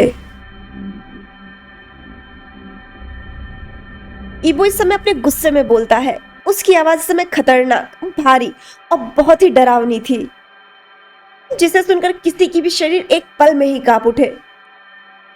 ऐसा लग रहा था जैसे ये ईबो नहीं बल्कि ईबो का अल्फा गुस्से में बोल रहा हो। वहीं बीटा डारियस, जो बीटा रॉन्ग के बगल में ही खड़ा था, वो आगे बढ़ते हुए बोलता है, भला तुम क्यों इस जासूस की मदद कर रहे हो ईबो? कहीं तुम भी तो इसी से मिले हुए नहीं हो? हाँ, बिल्कुल हो सकता है। आखिर ये भी तो इतने दिन से गायब ही था ना। क्या पता मदद ही कर रहा हो इसकी। और तुम ही देखो, ये जासूस ठहरा भी तो था इन्हीं के घर पे ना। हो ना हो, मुझे तो ऐसा ही लग रहा है कि ये जासूस से मिला हुआ है। मतलब ये भी तो गद्दार हुआ ना, फिर तो इसको भी सजा मिलनी चाहिए, क्यों, है ना भाइयों? बीटा रॉन्ग बोल रहा था, जिसपे वहीं खड़े हुडाई के सारे वासी हामी में अपना सर भी हिला रहे थे। पर हेड अल्फा अभी भी कुछ नहीं बोल रहे थे। वो बस वहीं शांत खड़े इन लोगों की बातों को सुन रहे थे। और वहीं उनके सामने खड़ा ईबो, वो तो अपने पैक के लोगों की सोच को सुनकर अपने गुस्से को काबू कर रहा था, क्योंकि जो भी हो, है तो ये उसके ही पैक वाले ना। पर वहीं खड़ा शुआन, वो तो अपने दोस्त के विरोध में अब आगे एक शब्द और नहीं सुन पाता। वो बस आगे आके बोलता है, मेरा दोस्त कोई हेडा से नहीं मिला है और आप सबके पास क्या सबूत है कि ये चावर जासूस है? क्या आपने कोई इसकी जासूसी पकड़ी है तो बताइए मुझे। क्या आप में से किसी ने इसकी कोई जासूसी पकड़ी है? इसको कोई जासूसी करते हुए देखा है? अगर देखा है, अगर कोई पकड़ी है तो बताइए मुझे, सामने आइए। क्या आप में से किसी ने इसके किसी दल को पकड़ा है? क्या आप में से किसी ने इसके किसी दल को देखा है? और क्या इसने आप में से किसी को कोई नुकसान पहुंचाया है? बताइए मुझे, क्योंकि इसने कुछ नहीं किया ये मैं जानता हूं। इसकी गवाही मैं दे सकता हूं। बल्कि इसने तो खुद सामने आकर ईबो की आज रक्षा की है, बिना अपनी जान की परवाह किए हुए, ताकि ईबो आप लोगों की रक्षा कर सके, इस गांव की रक्षा कर सके, हमारी रक्षा कर सके, हमें बचा सके। और आप लोगों ने क्या किया? आप लोगों ने तो इसे जासूस का करार दे दिया, जिंदा जला देंगे, दानवों के सामने फेंकवा देंगे। वाह वाह, जी, शर्म आनी चाहिए आप लोगों को, एहसान फरामोश लोग। और तो और, इसको छोड़िए, ये तो अनजान है। आप लोगों ने तो ईबो तक को नहीं छोड़ा। आप लोगों ने तो ईबो तक को नहीं छोड़ा, जो बचपन से आप लोगों के साथ है, उसको तक आपने गद्दार करार दे दिया। और बेचारे ये दोनों, ये मेरा दोस्त, ये आप लोगों के लिए यहाँ लड़ रहा है, अपना खून बहा रहा है। और आप लोग कह रहे हैं कि ये जासूस है, गद्दार है। इसने आप लोगों के साथ गद्दारी की है, वाह वाह, क्या सोच है आप लोगों की, गंदी, कैसे नीच, गंदी और बेवकूफी भरी सोच है आप लोगों की। आप लोग एक मासूम का इलाज करने को रोक रहे हैं, उसको परेशान कर रहे हैं, यहाँ से जाने नहीं दे रहे हैं, और ऊपर से ईबो की भी बेइज्जती कर रहे हैं। शर्म आनी चाहिए आप लोगों को, शर्म आनी चाहिए आप लोगों को खुद पे, शर्म आनी चाहिए आपको अपने खुद के हुडाईवासी पे शक करते हुए, वो भी उस वासी पे जो बचपन से ही आप लोगों के साथ पला बड़ा हुआ है, जिसका पूरा बचपन यहाँ गुजरा है। अरे थोड़ी तो शर्म कीजिए, थोड़ा तो विश्वास रखिए उस पे। शुआन अपने दोस्त ईबो के लिए और जान के लिए अपनी बात रखता है। वहीं कुछ लोग शुआन की बात पर गौर भी फरमाते हैं, पर शायद जब सर पर इस कदर नफरत सवार हो और बात अहंकार पर आ जाए, अपने अहम पर आ जाए, तो अकल पर पत्थर तो पड़ ही जाते हैं। तो इसी वजह से बीटा रंग और बीटा डायरस एक बार फिर से तर्क करते हैं और अपनी बात को सिद्ध करने के लिए जोर शोर से कोशिश करने में लग ही जाते हैं। वो इस बार मॉक करते हुए और हंसते हुए बोलते हैं हम लोगों के लिए लड़ रहा था। हम लोगों के लिए लड़ रहा था। सुना डैरियस, ये हम लोगों के लिए लड़ रहा था। मुझे तो ऐसा नहीं लगता कहीं से। मुझे तो नहीं लगता कि हम लोगों के लिए लड़ रहा था। मुझे तो ऐसा लग रहा है कि जैसे वो अपने आप को अच्छा साबित करने के लिए लड़ रहा था, अपना गुनाह छुपाने के लिए लड़ रहा था। अच्छा चलो, हम मान भी लेते हैं कि ये हम लोगों के लिए ही लड़ रहा था। तो अब क्या हुआ? हाँ, अब हमारे विरोध में क्यों खड़ा हो गया और हमसे बगावत कर रहा है? शांति से हमें ये जासूस सौंप दे और खुद को बेगुनाह साबित कर दे, बस। और क्या करना है? कुछ नहीं। ये करना इतना भी मुश्किल तो नहीं है। अब तो मुझे ये लग रहा है कि तुम भी इसमें शामिल हो, इसी के दोस्त जो हो। देखो भाइयों, देखो देखो इन लोगों को, एक एक करके सारे के सारे हुडाई के गद्दार खुद सामने आ रहे हैं। हमें तो अब मेहनत करने की ही जरूरत नहीं है। नमक हराम, जिस हुडाई में पले बड़े, जहां खाया, उसी हुडाई से गद्दारी कर रहे हैं। इन्हें तो सजा मिलनी ही चाहिए, पर सबसे पहले इस जासूस को मिलेगी। सबसे पहले तुम लोगों की आंखों के सामने हम इस जासूस को जलाएंगे और फिर तुम लोग चिंता मत करो, उसके बाद तुम लोगों की बारी आएगी। सबसे पहले हम तुम्हारी आंखों के सामने ही इस गद्दार को जलाएंगे, फिर तुम दोनों की बारी आएगी। गद्दारी की सजा तो तुम दोनों को भी मिलेगी। जिसके बाद बीटा डैरियस अपनी डिस्गस्ट आवाज में ताना कसते हुए आदेश देता है, पकड़ लो इन तीनों को और ले चलो अग्नि के पास, इन्हें सजा वही मिलेगी। जब ऐसे ही जिंदा जलेंगे ना, तब इनको समझ में आएगा कि गद्दारी और नमक हरामी की सजा क्या मिलती है, कैसी होती है। ले चलो अब इनको। रुक जाइए बीटा रॉन्ग, अगर एक भी कदम आगे बढ़ाया तो अफसोस करेंगे आप। तो क्या क्या कर लोगे? तो पकड़ो इन तीनों को। बीटा डैरियस वहां खड़े आम चावरों को अपने गुस्से में आदेश देता है, जिसको सुनकर वो आम चावर जो वहीं पर खड़े थे वो आगे बढ़ते हैं इन तीनों को पकड़ने के लिए। जिनको आगे आता देख शुआन का अल्फा टेक ओवर करता है और ईबो के सामने आकर खड़ा हो जाता है और वहीं ग्रॉल करने लगता है, गुर्राने लगता है। उसकी गुर्राहट सुनकर आम चावल डर के मारे पीछे हट जाते हैं और वहीं खड़ा हुडाई के अल्फा शुआन के अल्फा के सामने आकर खड़ा हो जाता है, जिससे दोनों अल्फा आमने सामने खड़े हो जाते हैं। दोनों अल्फा इस समय एक दूसरे के आमने सामने खड़े हुए थे, एक दूसरे को दिखे ग्रॉल कर रहे थे, गुर्रा रहे थे। वहीं बीटा रंग दोनों अल्फा को इस तरह से आमने सामने खड़ा हुआ देखता है तो चुनौती देते हुए बोलता है, इस जासूस को हमें सौंप दो अल्फा ईबो, नहीं तो तुम्हारा ये दोस्त और तुम दोनों ही लड़ने के लिए तैयार हो जाओ। हम तुम्हें चुनौती देते हैं। जिसको सुनकर आसपास के वुल्फ के झुंड भी ईबो और शुआन को जान के साथ घेर लेती है।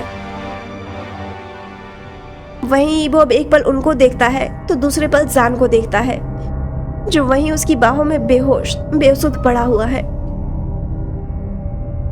ईबो अब वहीं खड़ा अपनी आंखें बंद करता है, गहरी सांस लेते हुए अपनी गहरी भारी गुस्से भरी आवाज में बोलता है, जैसे कि वो ईबो नहीं बल्कि उसका अल्फा बोल रहा हो, ईबो का अल्फा बोल रहा हो। वो बोलता है, अगर आप लोग चाहते हैं तो अगर आप लोग चाहते हैं तो यही सही। अब यही होगा। अगर आप लोग चाहते हैं तो यही सही। अब यही होगा। रहा। अब अगर आप लोग लड़ना चाहते हैं तो आइए आगे। अब हम लड़ते हैं, लड़कर फैसला होगा। और अब जब वो इस बार अपनी आंखें खोलता है तो इस बार वो गोल्डन नहीं थी, सुनहरी नहीं थी, बल्कि वो गुस्सैल सफायर नीली आंखें थी। और उसकी आंखें खोलते ही और उसकी आंखें खोलते के साथ ही अचानक से ही वातावरण में परिवर्तन सा शुरू हो जाता है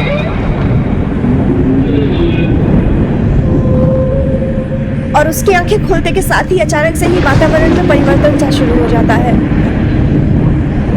बिजलियां कड़कने लगती हैं, बादल गरजने लगते हैं।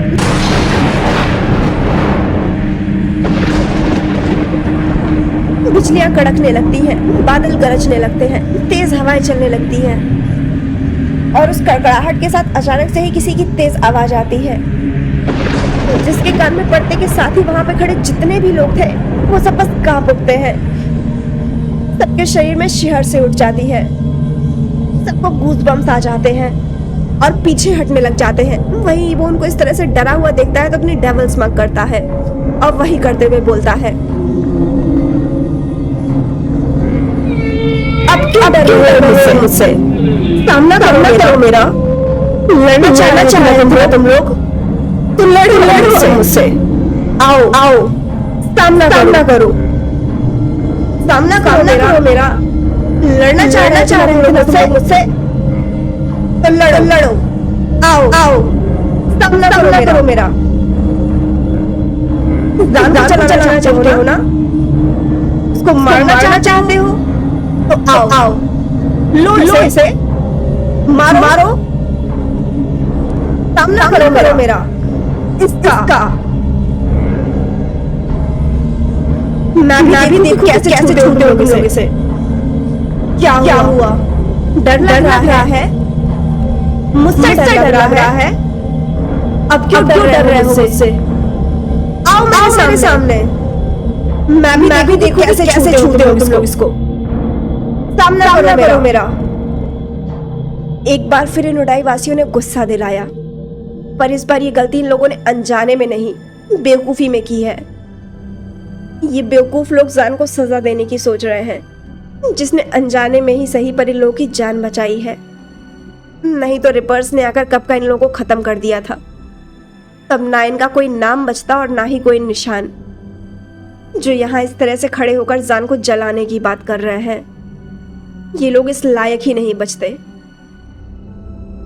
पर नहीं, इन लोगों की आंखों पर नफरत की पट्टी बंधी है, जो समझने की कोशिश ही नहीं करना चाह रहे और बस बेइज्जती पे बेइज्जती किए जा रहे हैं जान की, अपने खुद के हुडाईवासी की, ईबो की, अपने मसीहा की। ये लोग उसी की बेइज्जती कर रहे हैं जिसकी ये राह देख रहे हैं। और यही देखकर ईबो के अल्फा का खून खौल गया और अब उसका गुस्सा शांत होना मुश्किल है, जिसको देखकर वहां के आम चावर और बीटा डर रहे थे, जैसे कि बीटा रॉन्ग और बीटा डैरियस। पर वहीं उन्हीं के बीच में एक बाशिंदा और था। वो जब ईबो को इस तरह से देखता है तो वो मुस्कुरा देता है। वो समझ गया कि ये वही है। वो समझ जाता है कि ये वही है जिसकी उन्हें तलाश थी। हाँ, ये वही है जिसकी उन्हें कब से तलाश थी। उनका वो मसीहा यही है। दरअसल ये शख्स कोई और नहीं बल्कि ये वही जादूगर है जो कुछ समय पहले सेलेस्टियल बाजार में था। वहीं से वो इनको ढूंढते ढूंढते यहाँ हुडाई तक आ गया था और अपनी शक्तियों के प्रभाव से अदृश्य वेश में था। पर जैसे ही वो देखता है कि जंगल ने भी खुद जादू किया इन दोनों को बचाने के लिए, तो अपनी अदृश्य कवच से बाहर आकर सब कुछ देखने लग जाता है और वो समझ जाता है कि हाँ, ये लोग वही हैं, ये लोग वही हैं जिसको वो लोग ढूंढ रहे हैं। पर ये बेवकूफ हुडाई वाले अपने ही मसीहा को मारने जा रहे थे, जिसके लिए दुआ कर रहे हैं, जिसके लिए प्रार्थना कर रहे हैं, जिसको बुलाने की मिन्नतें कर रहे हैं, उसी को मारने जा रहे हैं। नफरत में इतने अंधे हो गए हैं कि सही और गलत कुछ नहीं दिख रहा है, कोई भेद नहीं कर पा रहे हैं, कुछ भी समझने की कोशिश नहीं कर रहे हैं। जो आंखों के सामने हो रहा है बिल्कुल साक्षात, वो तक उन्हें समझ नहीं आ रहा है, वो तक उन्हें नहीं दिख रहा है। पर इसमें हुडाई के लोगों की भी ज्यादा गलती नहीं दी जा सकती। वो भी हेडा की क्रूरता से इतना डर गए हैं, इतना हदस गए हैं कि हर एक कदम फूक फूक कर चलते हैं और शायद इसी कारण वो जान पर भी भरोसा नहीं कर पा रहे हैं। पर जो भी हो, उन्हें ईबो पर तो कम से कम भरोसा करना ही चाहिए था ना। वो थोड़ी कोई और है, वो तो उनका खुद का अपना है, उनके साथ बचपन से पला बड़ा है, उनके बीच रहा है। पर उन्होंने क्या किया? उन्होंने तो उल्टा उसे ही गुनहगार के कटघरे में लाकर खड़ा कर दिया। खैर, कुछ भी हो, शायद हुडाई के लोगों की किस्मत इतनी भी खराब नहीं थी कि कुछ बेवकूफ लोगों की वजह से मासूम लोग भी सजा भुगते, वो लोग भी सफर करें, वो लोग भी परेशान हों। इसीलिए इस बार ईबो के गुस्से से उन्हें बचाने के लिए, उन्हें समझाने के लिए प्रकृति खुद आगे आती है, उन्हें समझाने के लिए और ईबो का गुस्सा शांत करने के लिए।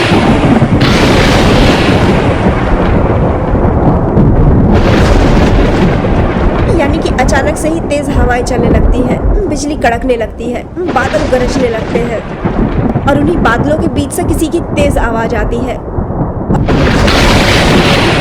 और सर के ऊपर आसमान बिल्कुल लाल हो जाता है, सुर्ख लाल। हवाएं अपनी रफ्तार से और भी ज्यादा तेज चलने लगती है, जैसे कि तूफान आने वाला हो।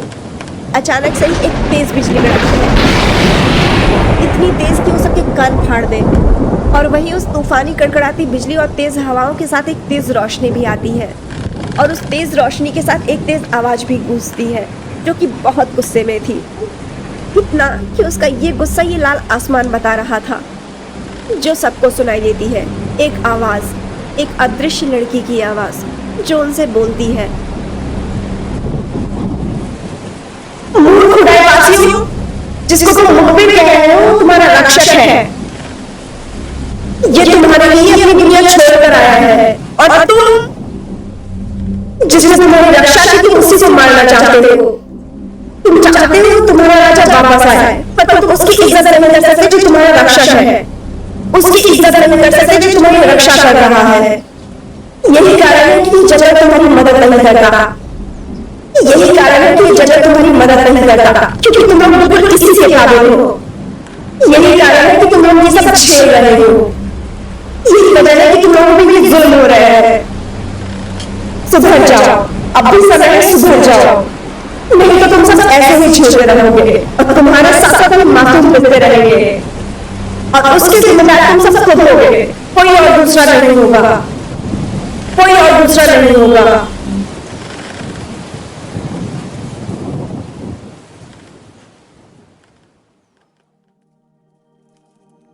इतना बोल के वो आवाज जो अभी तक गूंज रही थी वो एकाएक गायब हो जाती है। माहौल में शांति छा जाती है,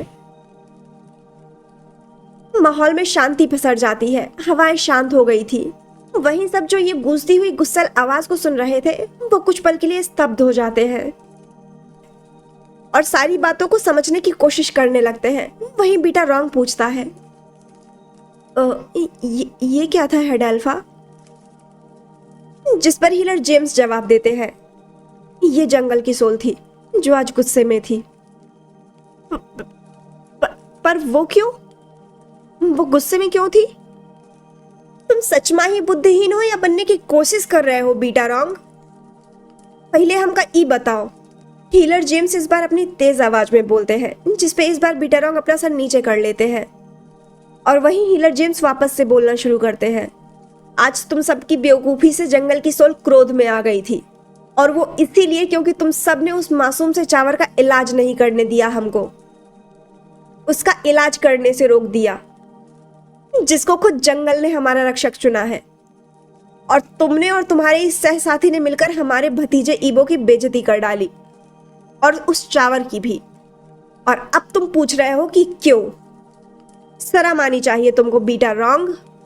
तुम्हारी हिम्मत की तो दाद देनी चाहिए बीटा रॉन्ग। मुझे माफ कर दीजिए हीलर जेम्स, मुझे नहीं पता था कि वो हमारी रक्षा के लिए आया है।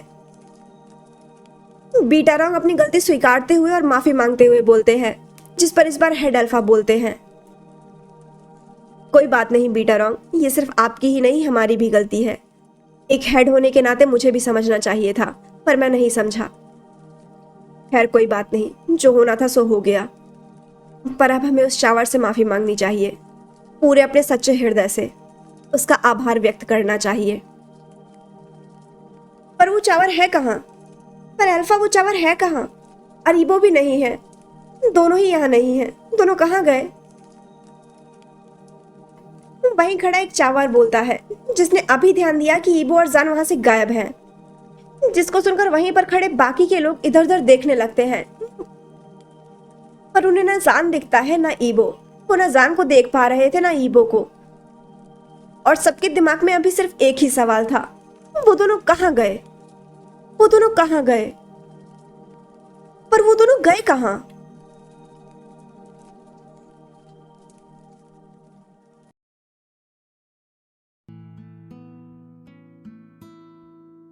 ईबो और जान दोनों गायब हो गए। ये ईबो जान को लेके कहाँ चला गया?